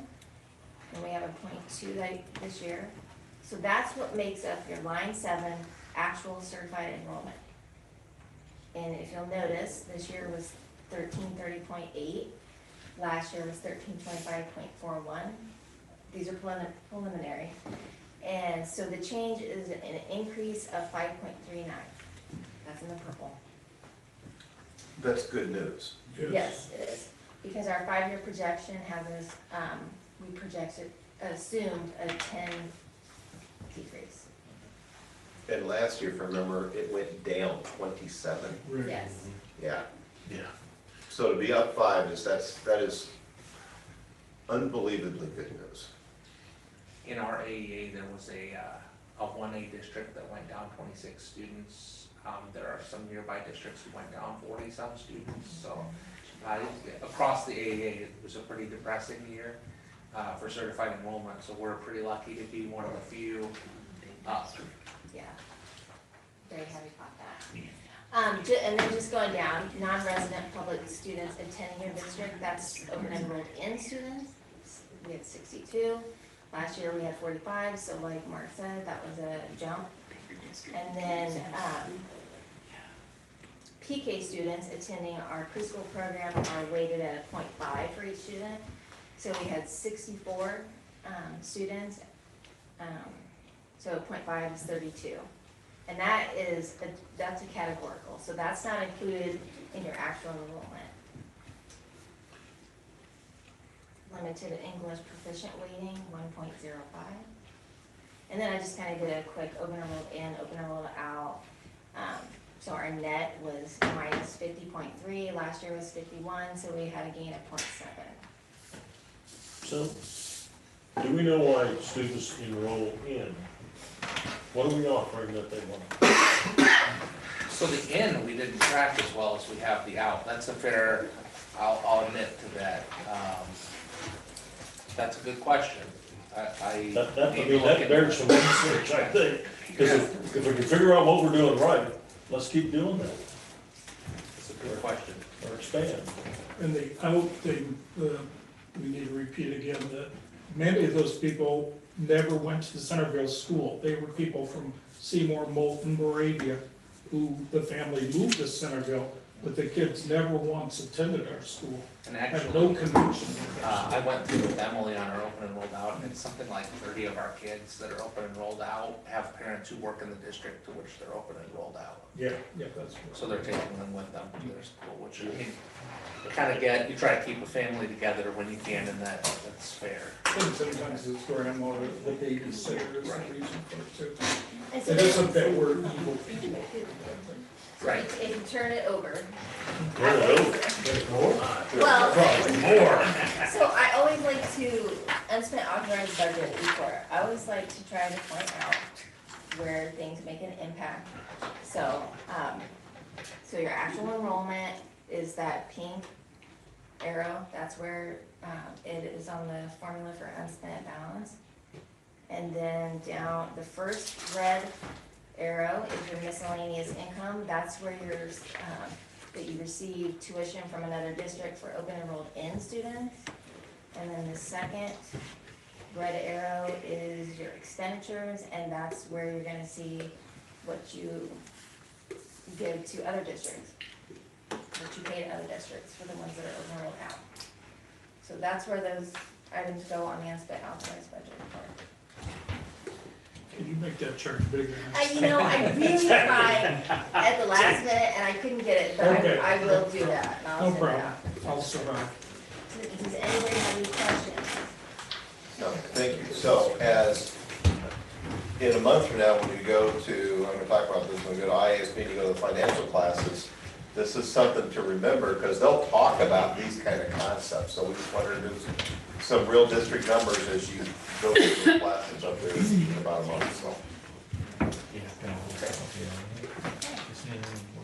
Buildings and grounds, welcome to the party. Okay, I am currently working on the 5-year maintenance plan that you asked me to do. Yep. If there's anything you hear here that you want more of, or you want to add into it, just let me know. I plan on including updates of the completed 22 projects, my opinion of safety and security improvement ideas that we can do, scheduled routine maintenance plan, major deferred maintenance projects, and future improvement projects to be considered by the board, of course. One big update has some bad news but some good news. At high school, we had within the last week, actually this last month or so, we had a elevator problem.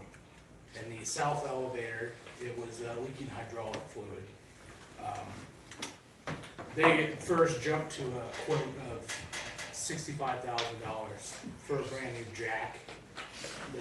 And something I learned about the jack is the jack shaft that uses for the hydraulic elevator, it actually goes into the ground just as far as the elevation carries the car. That's how far it's driven down into the ground. And we were losing so much oil, they did a 4-day test just on the homecoming weekend. They shut it down because then that Monday was a PD day, so that no one would use it for 4 days. They set it at the highest level, They measured how, after 4 days, they measured how far it dropped without being used at all, and how much hydraulic fluid we actually lost. It was about 5 gallons. And how far was the drop? About 8 inches. And the bad thing about it was we didn't see any hydraulic fluid at the bottom of the shaft. So we didn't know where it was going. So their thought was it was leaking into the ground, which was the reason for the shaft. So they suggested a total jack shaft replacement, which I told you was an estimated of it's about $65,000. Hearing that number and having Mark Taylor as my superintendent, constantly saying save, I insisted that they check into any other possible scenarios first and work our way up the cost rate. I mean, if we can do something just like we did. They said the only other thing it could have been was the packing and the O-ring around the base of the jack where it meets the ground, but they didn't think that was a likely cause. Well, they went down there and looked at it, and the O-ring was completely shredded. So they got that repaired and fixed for about $5,400, and it's fully functioning now. So there's some bright good news. So Aaron did get to say, I saved us $60,000 about 2 days before his birthday. So last remember week. that next time I need something. That was bad. Good job. A construction update. I'll separate it into 2 different lots. The lower lot, they're still in the excavation stage. They have excavated it down to about, and graded it down to the level that they needed at to start putting in the footings, which is, I think they told me about 3 1/4 deep, 3 foot, 3 foot and 1/4 deep. And they did the proctor samples, and those came back and passed, and then they patched up those holes. But when we got up to, when they were digging down, excavating down to the proper depth to put the footings in the upper lot, they found a pretty sizable issue. And it came about, like I said, they gotta go 3 3/3 deep for the footings. Well, about 3 foot deep. They found the old junior high building. And a complete concrete foundation. Bricks almost looked like they just tipped it over and buried it. They even found the old boiler system that was down there. And Because we're gonna put dirt on it, pack it down, put a parking lot, we don't care if this is good enough.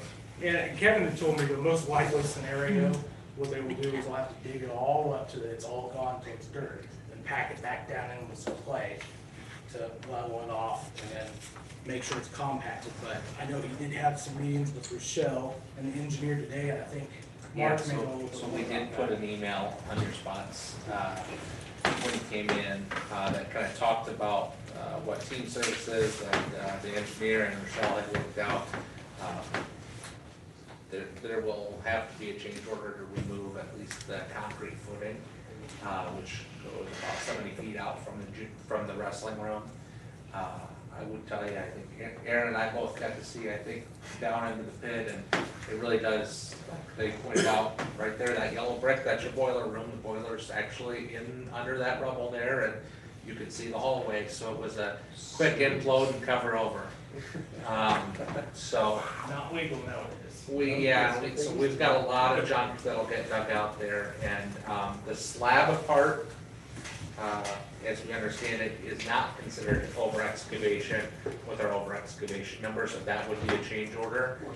Some of the other stuff would use our over excavation number, which was, remember when we got our 2 bids, the over excavation price, unit price for Bi-State was significantly better than it was. 56 versus 340. Yeah, so we are going to be very happy that we have a lower over excavation number. Unfortunately, we're still going to have a potentially fairly costly change order with removing the slab.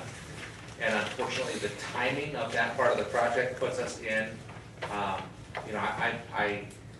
remember when we got into this, we said we're probably gonna have to ask for a little grace to be able to say, we have to move forward with some things in order to stay on track before winter or to meet deadlines.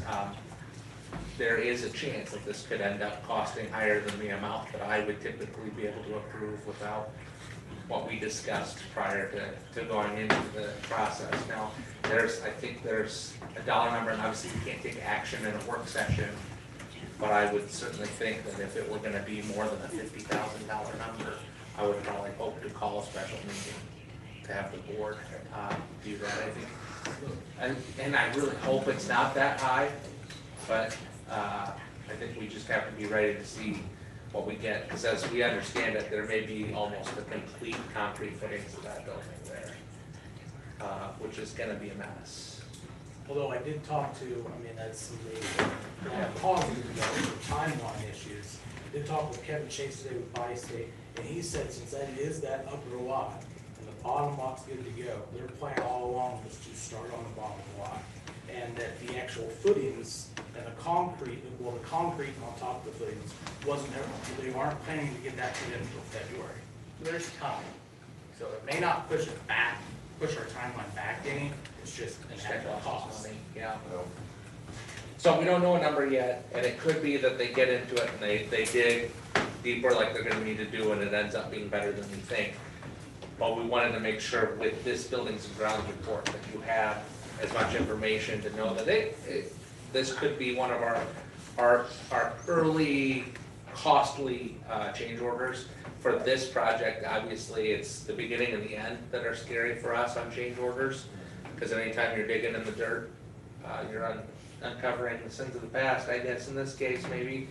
And then, This has been kind of discussed too. yeah, I mean, we knew there was some under there, I just don't know that we knew quite the extent of what we came into. So obviously, we can't leave the boiler, that would be the wrong thing to do. Yeah, no. I don't know, they I mean, did. is it- I mean, where's it going? Well, Because if you don't dig all this stuff up, and you just put the footings and everything on top of this, how it's sitting, it has a potential for shifting later on. So you're gonna put $19.5 million on top of something that could shift. Yeah, it's gotta come out. Well, yeah, it does. I appreciate the humor, but yeah, thank it's you. not a parking lot, we're putting up, concrete walls on there. It's gotta come out. But the foundation's gotta come out? See, I see the way the boiler comes up. It's our understanding from the engineers that the footing now, Rochelle's gonna work closely with the engineers to build a plan for just how far down they have to dig. Okay. And how much of the stuff they have to pull out. But there'll be a change order probably for the removal, and disposal of the boiler, and for at least a good chunk of the footings in the foundation. Though there is a positive to come out of this, and it's not a financial positive, unfortunately. There are some very nice intact bricks from the old junior high, and I have kind of talked to somebody who's. Those people are dead. I was thinking of making a donation to the historical society. Oh, okay. So, and some of them, I'm told, were worth $150, so I thought about going and picking them up myself. He said they came from the old St. Louis one. Bricks. Yeah. They're down in St. Louis back in I think the 1840s they started out in the I think we need to fire take back in this. St. Louis. I was thinking we could make our money back. Exactly. maybe, but- I will help you, Dave. Yeah. You got Gary Anderson put together the office furniture for the new law center. We can dig up We some could dig bricks. up some bricks. I'm in. But it was interesting to see, I mean, you could see the layout of the building kinda, as they had it done. Put them on eBay or what? Yeah, I don't know how you sell 1800s bricks, that's a fair question. Just sign your initials and you sell them as autographs. You know, there is a market for used brick, especially if they have some provenance. Honestly, there is. Yeah. So let's not ignore it, okay? Yeah. They are gonna set a few aside for us, at the very least, to make sure that we can preserve the history a little bit with the historical. How big? Are they just bricks? They're pretty good sized bricks, I mean, maybe they're regular size, I don't hold a lot of bricks. They're normal size bricks. Maybe that's a normal sized brick, I probably have no. Some of them are yellow, some of you. What do you think, Brad? Are they homeless bricks? I went and looked at them, they got all finished off. Are they about the That- they right would- weight, yeah. or would they be heavy? Lisa So, needs sorry some for the bummer for there. math experiments. All right, anything else? No, that was Okay. a Excited about the 5-year report with Claire. I'm working on it, just making sure. I was with you, friend. So what he's talking about is, prior to the school year starting, it was Mike's not Mark gonna see that better to do. and Mike and Lisa and I, we took an afternoon and we walked through all the buildings, we spent about 4 hours. And we talked about creating a long-term facilities plan. And, you know, trying to have a long-term schedule, like, you know, this hallway, I'm thinking we were in Lakeview for probably, we started there, so we were there the longest, is, you know, this hallway probably needs new ceiling tiles and paint in 2029, there's things like that. And so that we can plan our summer projects out far enough in advance that we know when we're going to do regular, routine, preventive maintenance on the buildings that we spend $30 million on. So, okay. So, Okay, now last spring, I guess that was the building committee, whatever it was. There was a list of projects we're gonna do last summer. Can you kind of tell, look at that list and tell us what's left to do out there and what things got done? I mean, just at another meeting rather than tonight. maybe at your next meeting. Yeah, I can do that. Okay. Good comment, Bob. Okay. All right, Michael. I don't have much for you guys. It's business as usual over there, which is good. If you don't hear from me, it's probably a good thing. We're almost done with fall sports with the exception of the football game Friday. Still don't know transportation arrangements for that quite yet. But we were able to provide transportation for 50 of the 51 things we had, which is way better than last year, I feel like. We had to get kind of creative on some of that stuff. Still be really nice to have some subs, but that was great compared to last year. Rich and Courtney and I have been working on the winter sports schedule. Still waiting on numbers of kids to see what we're gonna need for as far as buses or what we can take cars for. I did order 3 new vehicles that you guys approved. They'll be here hopefully this middle of December. That was the pre-authorization to go ahead because the dealership, if you wanted to do it, you can't wait for a board meeting. Yeah, and we kind of got in that pickle on that truck we got for Aaron where, you know, something was available, but I just went ahead and actually ordered these vehicles because I searched and there's nothing available. Okay. And actually got lucky enough to get government discount on all of them, which that's the reason why I went ahead and did it. And what kind of vehicles are those gonna be? Chevy Traverses. Okay. They're 8-passenger. We've traditionally got Suburbans, but Suburban's almost twice the cost of a Traverse right now. And availability is pretty scarce, so, and they won't honor any discounts on them, so. It's just, like I said, to save half the money, and you're only giving up 3 seats on 3 vehicles, 8-passenger versus 9, so I thought that was a no-brainer. When we get into that spring schedule where we've got so many different sports going on, we'll definitely need those cars, so seems like we'll have those ready to go for that. And also, we will be getting a new bus, hopefully. It's supposed to be here about right now, but of course, like everything, it's late. Looking like end of January, middle, you know, maybe first part of February, so hopefully get it ready, have it going for spring as well. Did get a couple quotes on some buses, hopefully we get with you guys soon about that. But other than that, like I said, pretty much business as normal. Do need some subs, if you guys know anybody that wants to drive a bus, send them my way. But I did have somebody stop and get some applications, but I haven't seen them returned yet, so. So maintenance going well, no big surprises, we're just able to keep the newer buses going pretty good. Yeah, I haven't had any trouble with a couple warranty items, but Hoagland came down right to our shop and fixed them. It wasn't anything big. But yeah, no problem so far, so happy with those. Okay. Any other questions for Mike? Did we get rid of those buses that we wanted to surplus out? Still waiting on Ryan to tell me what to do with these ones that you donated to him. He's got a place for them. I told him I would take them where he wanted them if he'd just tell me what to do. I've called him a couple. I know he's busy and probably works crazy hours, but I mean, they're not on our way now, but I need to get them out of there. Eric can plow snow in a month or so. Or hopefully don't have to plow any snow, but. Hopefully it's not until February. Yeah, I mean, they're still sitting there. Next year. The other three are gone, yeah. Okay. My next question is, we just had the junior high folks come in here and say that they'd like to take field trips. And they would raise money to pay for them.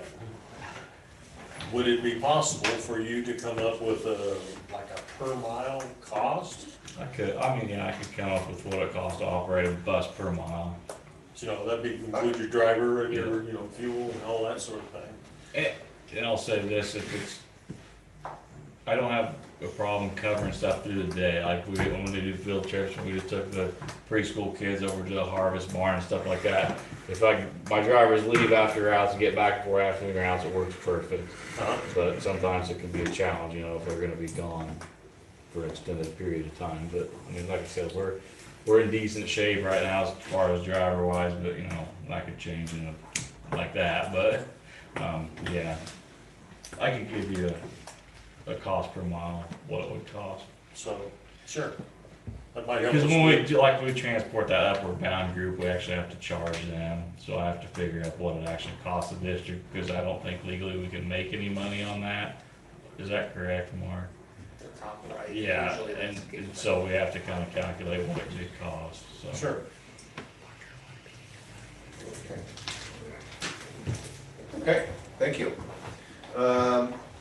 As far as principal report though, is there anything else you guys want to report out on? Go ahead. Okay. Our 8th grade took a field trip this last week. Yes, we did. Did they all know they went? And it was fabulous. Yes, Lisa was one of the two, and Emily did too. It's what they call, Indian Hills has a career day every year where we take our 8th grade. And so we sent all hands on deck. Yep. Because we weren't sure how it was gonna go, because These kids hadn't done a field trip. This group of students, because of COVID times, got interrupted during their 5th grade year, had never made it to the Capitol, and had not had a field trip since then. So this was their first field trip experience. And Mrs. Rasky was very nervous because some of the behaviors I've seen in the building. I was thinking I sent Mr. Reed with the Suburban just in case we had to transport anybody back. And I got a message from Mrs. Massey on the way back. You want to tell them what you told me?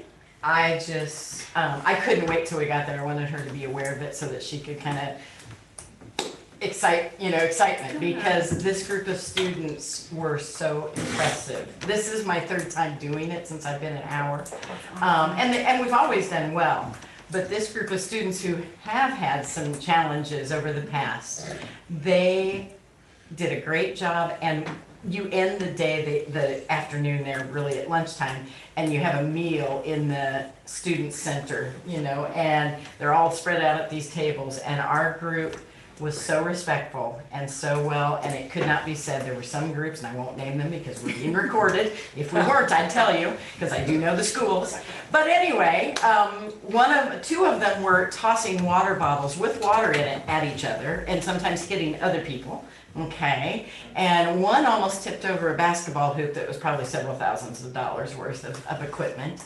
And our school did none of that. They were great, and they even were the only school that at the end, when things were done, they helped the people, the staff, pick up and clean up before we left and put up chairs. They were impressive. It gave me goosebumps at how well they did. So they did, and so I met them at the door and told them good job, and then when they got back in the room, we still had another period and a half to go. So I went around to each of the classrooms that were 8th grade classrooms and told them how proud I was of how well they represented Centerville. And when I was in Mrs. Massey's room, one of her students says, how was it she put it? Because they were telling me about how disrespectful the other schools were, and this girl says, it was just awful how they were acting. She said, now I know what you teachers deal with. and I wanted my child's drum to go, boom, with that. But they were great, and so I sent a message out to the parents because, you don't always hear the good stuff. And it was great, great. Heard the DJing at the dance was on fire. Oh, it was great. There's another a bow tie yet. Well, and you know, I was she waiting for the dad joke to lie. and we had a little thing with the food service one day where they spilt cheese and we had to evacuate. So I have now 3 of my 4 required fire. Yeah. Overachiever. Well, and we've covered classrooms. She's we've new, covered, give her a few years. We've covered. They know how to drill out of a classroom. They know how to drill out of lunchrooms, and they know how to drill out of dances. So. Okay.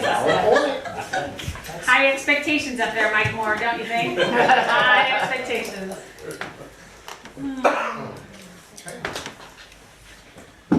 Anybody, we've got the reports. Is there anything else that any of the principals, you've talked about some things, but if there's anything else we want to give you, have an open platform to report on. Okay. I guess. Motion to adjourn the work session. Motion second to adjourn the work session, so we can move into the regular board meeting. Favor signify by saying aye. Aye. I'll save my comments for the end. Too soon? We got another meeting, so I can say something. All right, we'll go into our regular board meeting. We'll call the regular board meeting to, does anybody need a little break?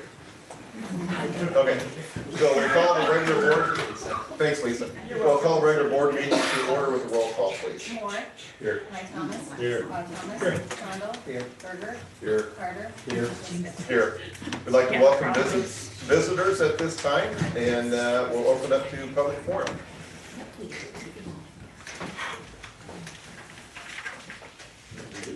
Am I on the agenda? Yeah. You are. Yes. Yeah. So I'm waiting Through this for- part. Yeah, you're coming on. Okay. Yeah, thank you, you've been sitting here so patiently, so thank you. Sorry, I All right, had so- my hard-covered book, by the way, out there. I just want to make sure that, because if okay, we'll see no comments of the public forum, we'll move on to approve the agenda. I move we approve the agenda. Second. Motion second to approve the agenda, all in favor signify by saying aye. Aye. New business, consider open enrollment varsity sports athletic waiver request. So, my name is Kelly Howard. Both my children recently open enrolled to Centerville from Molten Udell this year. Adriana is a sophomore and Dayton is an 8th grader that just went on a field trip that had. Adriana, because she's open enrolling, she's a sophomore, she's ineligible to play for 90 days. You talked about why people open enroll into the district. Sports is not the only reason my children open enrolled into Centerville. My oldest daughter, who's now a teacher, struggled academically when she went to college. She did graduate from Moulton. I've been pushing it for a while. I've been watching this performance standard scores on Moulton for quite some time. In 2021, they were in the priority range. That is the lowest range there is. So I personally been pushing my children for the last couple of years, well, Adriana, really, the last couple of years to open enroll. And she finally decided in July, and Dayton decided to come to open enroll in Centerville. So she is an extremely sports-minded person. She's very competitive, and I push my children very hard. She loves basketball. That is her favorite sport. She does travel softball as well. She never actually has any downtime. She's always either doing basketball or softball. 2 weeks ago, she went to a basketball camp in Ottumwa, and it was open to anyone that wanted to go. But it was only Ottumwa girls actually that showed up. And some of her club players, fellow teammates were there as well. The Ottumwa coach wanted to know who she was and where she went to school. Once he found out she went to Centerville, he was not pleased because Ottumwa plays Centerville this year. But technically, they would play her after the 90 days. I would like to give her the opportunity to play varsity sports. Granted, it's the coach's decision. I just want the opportunity for her to get better. And so there is a provision in Iowa Admin Code that says if both school boards agree to waive the ineligibility period, she could play immediately. So Molten Udell is actually meeting this evening and determining what they want to vote as well. So if you need the code section, I can provide it. I brought printouts, but. I think we have this in the board packet. Okay. But I know you're used to providing that kind of stuff if you're doing your job, so thank you. Okay, so. Recommendation, and actually I spoke to the Davis County Superintendent shared the Moulton, and I spoke to him, and the two of us are going to the South Central Conference, and we are proposing that districts in our conference accept a student's first request for this in a school year. So if a student open enrolls like at the start of a year like this and requests to have that waived, that we would do that. But if a student would then maybe request later in the year to go to another district, that the conference schools will not accept those requests. So I believe, and you know, obviously that could go differently there. I think there's probably a good chance of that passing over there too. And it's our recommendation to approve it. And I think one thing that I would encourage us to look at as a school district, you know, even if we were on the other side of it, and we had a student who was opening and rolling out, I don't know that we ever want to be the school district that says a kid shouldn't have an opportunity. Whether they're with us, whether they're with someone else, I mean, there's just not a time where I think we should be in the business of restricting students' opportunities. So I would highly encourage you to approve the request. So move. Second. Am I allowed to speak to it? Sure, you're here to support. Yes, Go ahead. is that okay if I just say something? Yeah, go ahead. I know what's going on, anyway. I think no matter what district it is, you shouldn't put a ceiling on top of a kid. Like, she has a lot of potential, not only academically, but athletically as well. And coming to a new school as a sophomore, and having to sit out those 90 days, that can really affect a kid. And I would not want to see our district put a ceiling on a kid that has a lot of potential for any sport. Oh, and even maybe a kid that wouldn't have a lot of potential. Exactly, absolutely. I think it's about opportunities for I children. think everybody in this year going into basketball and the new coaching staff, I am going to make sure that every kid has an opportunity to be successful. Yeah. And I think if we don't do this, then that's just, we're taking that opportunity away from the kid. Yeah, I would never want to make a vote on this based on their Yeah. their athletic ability. Yes, Right, absolutely. it's just, they're a kid. Yes. And give a kid an opportunity. Yes, so. that's what this is all about. And I would, and I agree with you, Mark, that I wouldn't want to accept kids in, but not conversely let them out. Because, you know, obviously another district can lose, and I think it should be a two-way street on that one, so. We do have a motion, And you have a second too. and we have a second. So all in favor of waiving the 90-day open enrollment transfer rule, as requested, signify by saying aye. Aye. All opposed? Motion passes. Thank you. You're in. Thank you. Welcome to the district. We're glad to have you besides athletics too. So We're glad was to have it, you for academics. so was it just academics that brought you to Centerville? Okay, I went to Fairfield, so I went to a bigger district. And coming to a bigger district, you just have more opportunities. And one thing that probably people don't think, that Moulton does not have football, they share, who knows what, sometimes Seymour and Moravia for dating last year, but going to a football game on Friday night, that does something socially for a kid. My son has just done so well since he's come here. He's flourishing, we're What grade is he in? 8th. Okay. So, it's great. Glad I you enjoy came. it. So I'm coming from a bigger district, so I appreciate what opportunities a bigger district offers. So. Okay. Thanks for being here. I'm really sorry for the wait. You missed the first part, which was really awesome. I was out there. Oh, you were out there? Yeah. Well, thanks for coming in, Kelly. I have a law center to go to. Oh, yeah. Yeah. I Thank you guys. think they'll give you a special. Okay. Here we are. Thank you for coming in and sitting through all that. Thank you. And again, I think it's very incumbent upon, you know, if we get a request going out, that we reciprocate in that case. So. We're calling for the conference superintendents to meet and make a recommendation to the boards that we make that call on.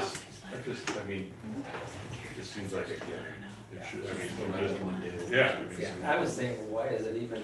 Why is it even a thing? Well, because they don't want to transfer just to play baseball here, Well, or if play you're, basketball, like I. let's say you're in a metro area, there's a lot of schools in there. Yes. You could open enroll Yes.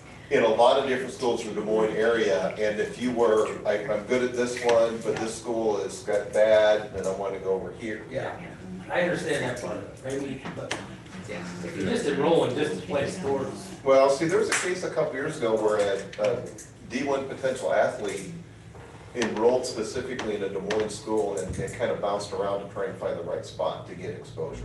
I think that's what they're trying to prevent. Or, yeah. Abuse. Yeah. All right, that says approved snow bid. We have one bid from Chico for $850 per call out. Motion to approve. Who was that second, sorry? Okay, motion and a second to approve the snow bid from Chico. All in favor, signify by saying aye. Aye. All opposed? Motion passes. Item C, approve the exceeding the limit purchase. So Mr. Taylor has a $10,000 board approval. And so you talked about this a little bit.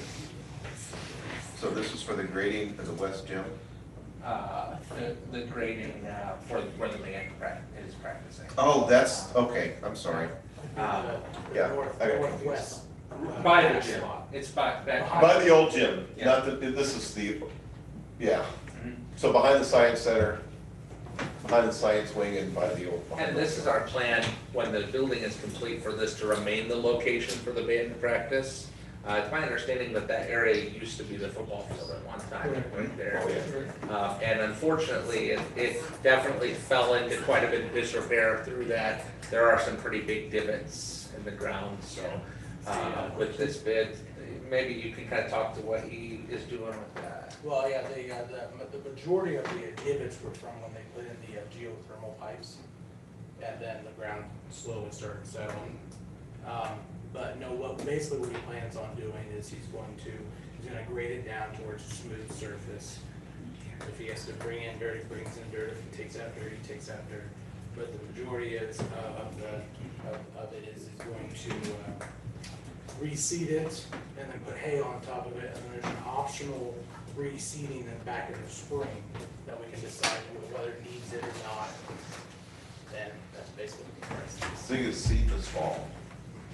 It'll take a little bit. He has down recently in spring in the bid, I think. Yeah, he does. Who's doing the work? Chico, David Cam. And so initially, we had approached him about hauling in dirt to flatten it, and his recommendation was that that would be more expensive than this approach. But that we couldn't have done it until we were getting ready to go on the winter, because he has to tear it up to get it to be level. So it would have been just a mud pit, which probably isn't terribly conducive to practicing marching band. So. Is this gonna come out of the summer facility thing?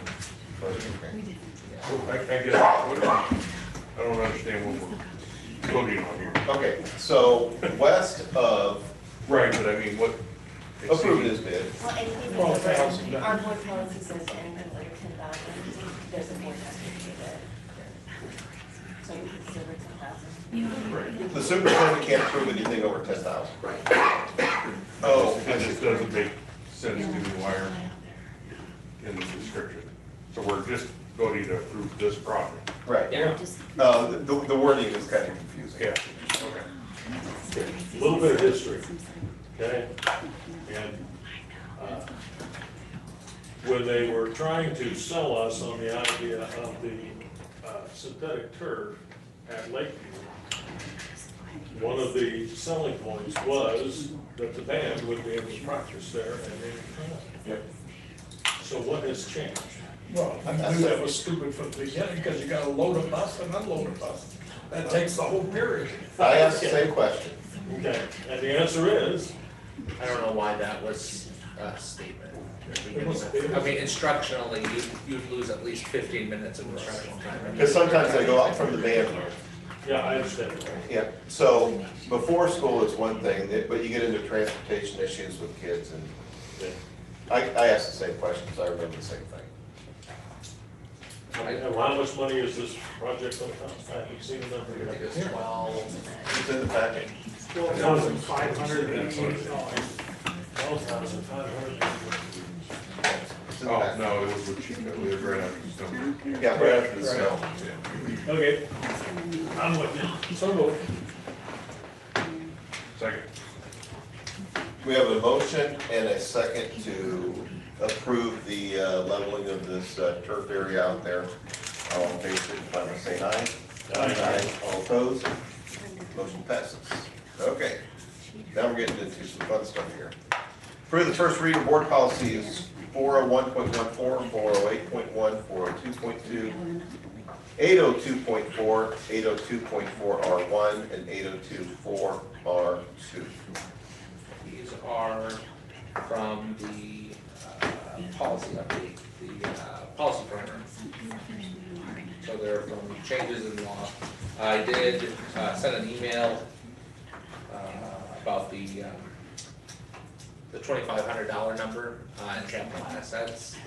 It seems like that's a pretty average number. There were a couple of absurd numbers out there that I'm not really even sure how. Like there was one district that I looked up that put 50,000. And I don't even know how they can get away with that. I don't think they probably can. There were a couple that were lower, like maybe 1,500, I think was one of them. But 2,500 seemed to pop up pretty frequently, and Lisa and I both feel pretty comfortable with that number, that we would be accounting properly for our stuff without going overboard, tagging a million things. Because a lot of those fixed assets, when you think about, like, we're gonna put a lot of cabinetry into rooms, but those are not tagged assets necessarily, so we're really talking like movable items in a lot of cases. Like these tables wouldn't be tagged because each individual table isn't $2,500. So we don't believe that it would be going overboard. We think that we can keep up with that level of work. My question is, let's say you buy something that costs $3,000, okay, do we have to track it for the entire life of the thing until we get rid of it? Yes. Isn't there some sort of a depreciation schedule that you could say that after, so many years, it's not worth? But we still track it. We still? We do. I wonder, because I know depreciation is something that the state does look at. There may be a point at which we wouldn't have to, but I think we probably still always have. We actually keep track of things that are under 2,500 in our system as well. It's just not, they're just not treated as a fixed asset on the general ledger. So, I mean, we keep track of these tables, but it's just, I mean, you have to. No ideas. Okay. Seems like a lot of work. Before computers, teachers had a list of what was in their room. You add- We still do. You still do that? It's probably the same format it was when you left, yeah.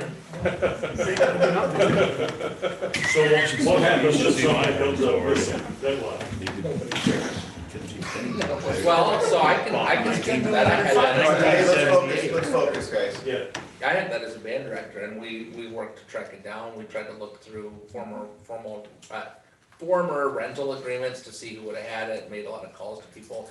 At that point, I could track some of them down, couldn't track some of them down. That was concerning, but we made a note on our, because it used to be, and I think we probably still do this, I just haven't done an end of the year since I've been back. We'd print off that sheet, and you were responsible for checking off, is this in your room, is this not in your room? And I remember going through serial numbers all day on that. We do the same thing with Chromebooks. I mean, you think about that, you think it's just only $250. Well, we had a time when we didn't have enough money to buy what had walked out. Right. So. Yeah, so we track it, and I think that the beauty of the tracking is that if you're missing something sooner, so that you have a better chance of catching where it is. By that point, I think some of those items that I was trying to track down maybe had been missing for a few years, and rental agreements in that realm didn't stick around for terribly long, so if you find it that year, then we gave it to this kid, so that's the home that we need to knock on the door and say, hey, you got a Chromebook. and that helps. Linda Henderson always talked to us about, that's the taxpayers' money, we need to be dutiful to that, so that's what we always kind of shared with our staff was, that kind of a commitment to everything in this room is someone needs to be responsible for. And that's part of your checkout procedure then, Yeah. at the end of the year and everything, and, yeah. And you can have, like, another school district, which I won't name, things can be purchased and they're actually not at the school district and they're at someone's house, so. Yeah, I understand Yeah. the way things can get away, but I just haven't figured out the back end where, how does it fall off the list? It doesn't fall off the list. I wouldn't want it to fall off the list, yeah. Well, I mean, Until it's disposed. but if there's gotta be a certain time when a piece of equipment is no longer valuable or is wore out or whatever. There's a, And then it's But exposed this is from disposal. the. That's form a for good that. point, yeah. there's a form for Like that. at the desk, like a teacher's desk Yeah. is to poor shape, then you There's a write, disposal form. yep, you write D on it, which Okay, is you got disposable, this. then you Okay. fill out that form, and then we send it over here to the admin office. Yeah. And so like our buses would have been Yep. gone through a disposal Yep, procedure as absolutely. we started that. And, Okay. This is kind of off topic, but it's kind of, so talk about that checklist. So something goes missing. Who's responsible for it? Well, That's a good question. that is a good question. And I don't know that I wanna be in the business of like saying a teacher is responsible for, well, you lost that, that's a problem. I think the principal works with the teacher and we look at where it might be. It seems to me that it's always been pretty rare that something isn't there that should be there. More often than not, it was moved to a different classroom and needs to be put on a different classroom's, item list. In terms of responsibility and accountability for if an item is missing, I think that'd be a case by case basis and whether there was a concern as to how that item came missing. To kind of talk to what Lisa said, there was a case famously in the Des Moines area of some people who were purchasing items, not to name a district, specifically snow blowers was the one that I had heard that then were private use in homes of administrators. And some administrators lost some licenses as they should have with that. But okay, I guess what I'm getting at is, we have the policy on this, but we don't have a policy for, or it doesn't address it. Who's responsible? Who's the consequence? Yes. And I think Do we that have, doesn't give much weight to this. Yeah, I mean, we need to follow it all the way through here. yeah. And if we're gonna track this stuff, Um, there needs to be accountability for that stuff. Right, so we do have in here lost, damaged, and stolen capital assets. But in terms of who are you gonna bill for that? In the case when you know who damaged it or who stole it, obviously I think that would be different than, some of these lost items in here. I'm hard pressed to think of a time where an item is turned up missing. I mean, those extreme cases. And we've had some items that were in students' hands, but we know who they are, and we were going through the process to. Was that what, I didn't think about Yeah. that. So like, are you asking, do we bill people if they've stolen a Chromebook from us? Anyone, I guess, yeah. Yeah. Students. We actually, Just anyone. we do have policies for that in place, and we have a broken Chromebook policy too, where the first repair is gonna cost you this amount. Second repair, it'll cost the price of the repair. So yeah, we do have some policies for that in our student handbooks. I apologize, I thought you were thinking more staff side of that than student. I think I'm thinking just overall. I mean, I just, how my brain works, someone has to be responsible for, if we're gonna track this table, and this table comes up missing, who's responsible for it? Well, I mean, okay, so. And that's, I mean, as an example. People, the teachers, staff, even like myself,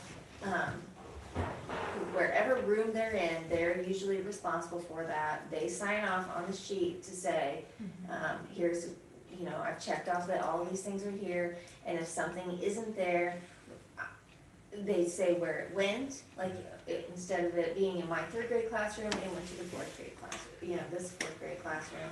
Or, we disposed of this certain item and the form should be with you. And I haven't come across a large item that just hasn't shown up, so it would probably be a case by case basis.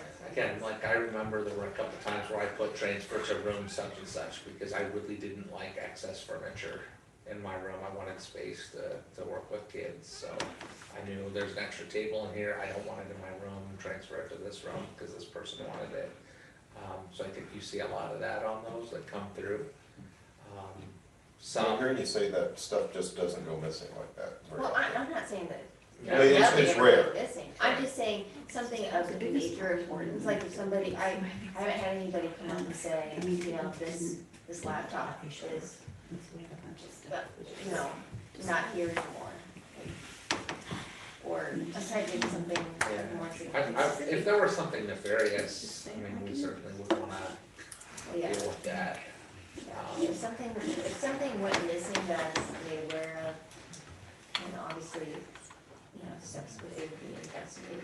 Yeah. In fact, we'd probably be calling our. And I'm not even talking that, right? Something whatever. Just gets lost. Yes. Well, in the policies and procedures, that just doesn't make sense to me. Why we're tracking stuff, but if something's lost, basically we just don't care. What? Well, we're sort of saying things don't get lost very often. We really don't run into a lot of that. Okay. Maybe solving a problem that doesn't exist. Well, there is a problem. Last year, I was involved in sending a semi-load of surplus furniture to Mississippi. Okay. I mean, I just arranged the transportation, I guess, and that sort of thing. But certainly something fell off the inventory, because there was a semi. Probably followed the disposal process, I would assume. Took care of all that. Someone else made that decision, that's all I'm gonna say about that, so. What'd you say? In a board meeting, I'm gonna say that someone else made that decision, and That's true. so I can speak. What we would do with that, cause there are times where furniture is no longer, we don't need to store stuff that isn't up to date. Sure. We would follow the disposal process. You talking about leftover stuff at Central and nobody wanted. But Nobody wanted. I think exactly what you said is very right. That's when you look at the depreciation chart to determine if the value of this item is over the threshold that you have to advertise for the disposal, or whether it's disposal that you're allowed to just say, we're disposing of this item according to board I policy. do believe that our board policy says anything under 5,000 could be decided upon by administration, I believe that's how it's said. But I don't have it in front of me, so I can't. The correct. There is a policy. Okay. Yeah. Okay, I feel a little more comfortable. Yeah, the correct procedure with that would have been to dispose of each of those items and to make sure they were crossed off of each of the lists. I'm assuming those lists for that building probably just were considered disposed of. We actually, we tried the best we could to move them with their teachers. So, because if you think about it, if you have a teacher in Central, they're moving to Lakeview, they're gonna be moving their stuff. So it's probably older, maybe broken, maybe out of date stuff. Enough. But yeah, I mean, if there were anything nefarious, we definitely plan to follow through and track that, because it's not something that we wanna be a party to. Okay. That's satisfying?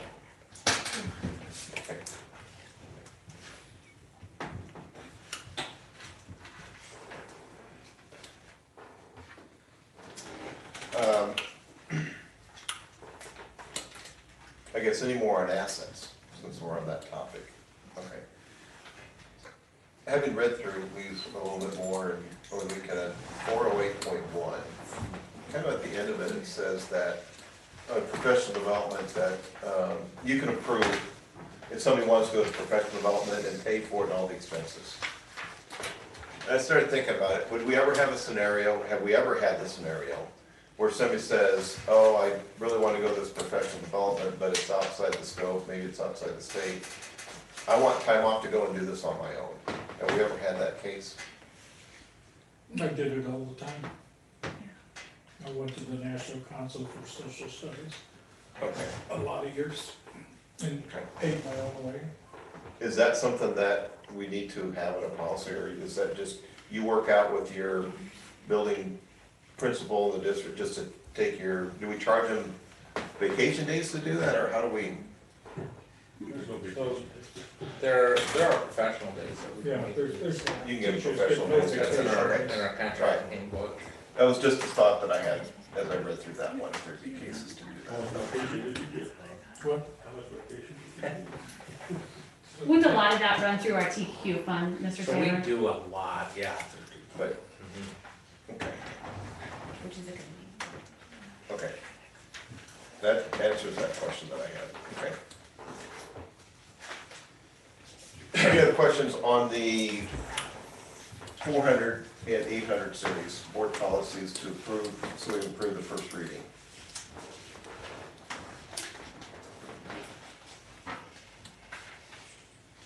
We have a motion to approve the first reading. We have a motion and a second to approve the first reading of board policies under item D. All in favor signify by saying aye. Aye. All opposed? Okay. Approve the second reading of board policies 100 series. So the one to kind of call out in this is the 102R1. There was a question at the last board meeting about the line, the decision of the superintendent shall be final. I've included behind 102R1 some guidance from Siobhan Snyder with Association of School Boards about that, a listing of what other districts of interest kind of do with that, and a potential language that we could use if we chose to add a board board level to that. The likelihood of receiving a lot of these particular complaints and going through the grievance procedure seems pretty low, I think. Lisa and I agreed that we probably, none of us have seen a grievance of that nature in our times in education. So really, we could go either way and it wouldn't be an issue. But if we would want to make an amendment, that would be just to amend that. We could still count it as a second reading on that if we did that amendment. Siobhan Snyder said that a board can do what they want with it.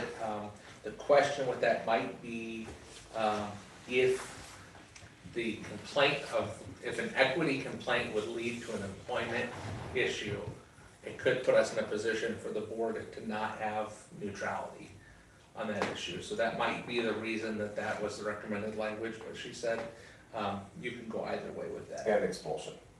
And expulsion, thank you, yeah. So what it does, by giving the superintendent the final authority to determine if it was, it gives the board to go into closed session and be neutral parties and that kind of stuff. It kind of creates that environment for it. But we could do either one, and we would just need to be really careful about that.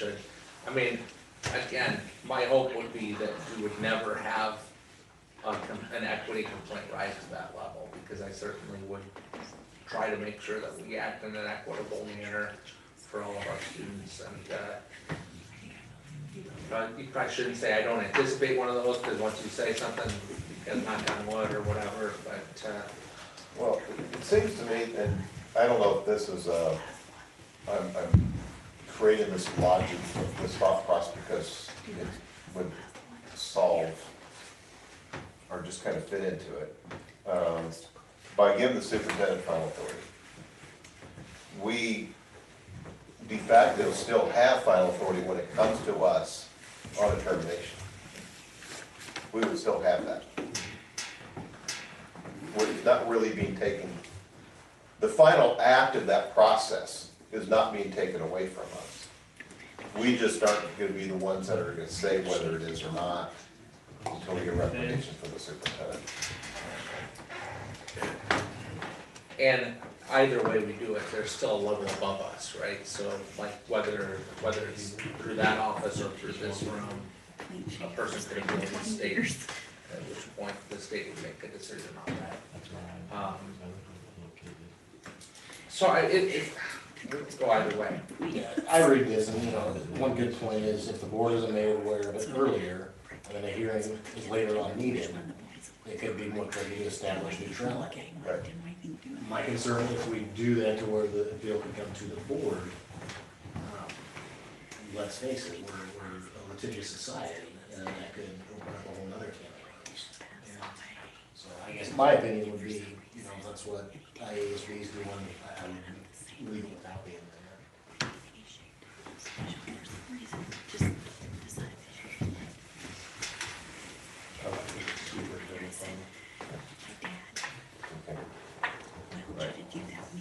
Chris, you have anything to say on it? I didn't think there was a lot other that was controversial. We did go back and catch some of the pre-Ks. They did that. There was the comma that we talked about. Actually, upon rereading that paragraph, the comma did belong. It just was a weird little clause in the middle of a sentence that didn't behave right. So I did double check it with an English teacher. And she told me that Mark, I thought that. I'm like, I'm sorry, Mary. Because I get razzed pretty well with that at home when I answer common questions. Oh, that's pretty funny.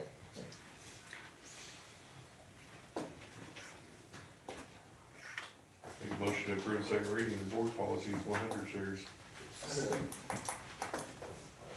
We have a motion second to approve the second reading of the board policies in all the 100 series. All in favor signify by saying aye. Aye. All opposed? All right.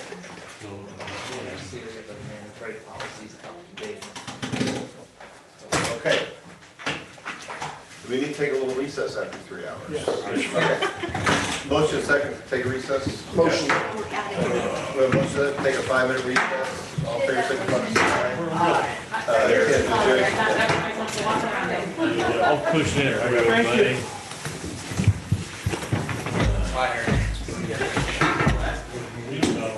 Well, I think might be thinking. I think the beginning of the month will be long for the ones in the lower part of the month.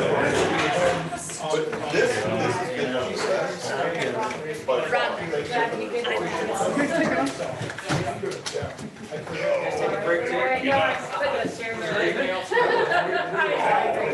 Right, yeah. I did my research on what other 5-year Don't get organized. Or.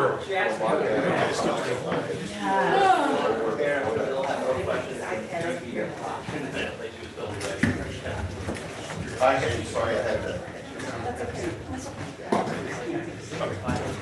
You need to be helping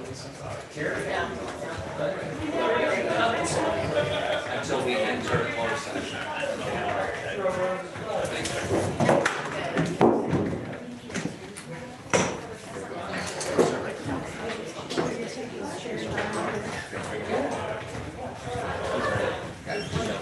Clutch, take it out of gear, e-brake, you know how to do it, right? Okay, I'm just gonna do what she said, let me take this back. Oh, I did. For sure? Yeah, I'll drive this one as long as I'm going. Okay, that's one thing I can read from. Might be nice if we do that. So Lisa, you're, what, turning 30? Yeah, yeah. Yep. What do you think, Cameron? Honest or, Yeah, nice? honest, be honest. Hey, Cam. I just can't believe you're 40. 38. I love you. Are we on? Okay. So Cameron thinks you're 38. You, like. We should probably, for recess, we should probably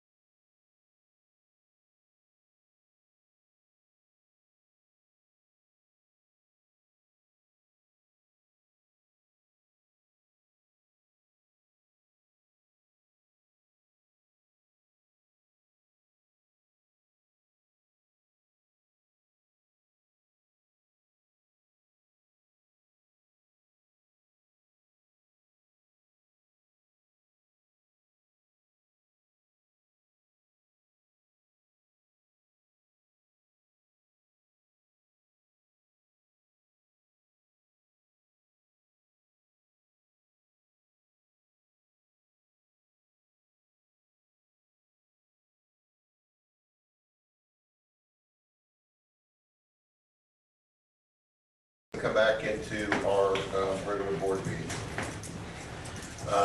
Having said that,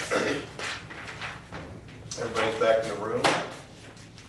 What's that no vibration noise? It sounds. I'm not having to start my car when she walked out. Oh, that's your car. It's a little loud. That's your car? Now you know what my neighborhood's like. All right, let's go, guys, it's 9:00, okay.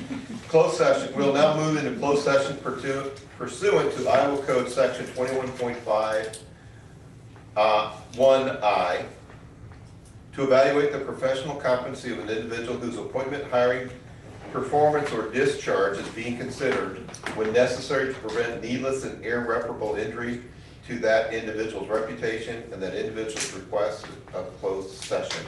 And this is for superintendent evaluation, and Mr. Taylor has requested a closed session. Roll call, please. Moore, Yes. Mike Thomas. Yes.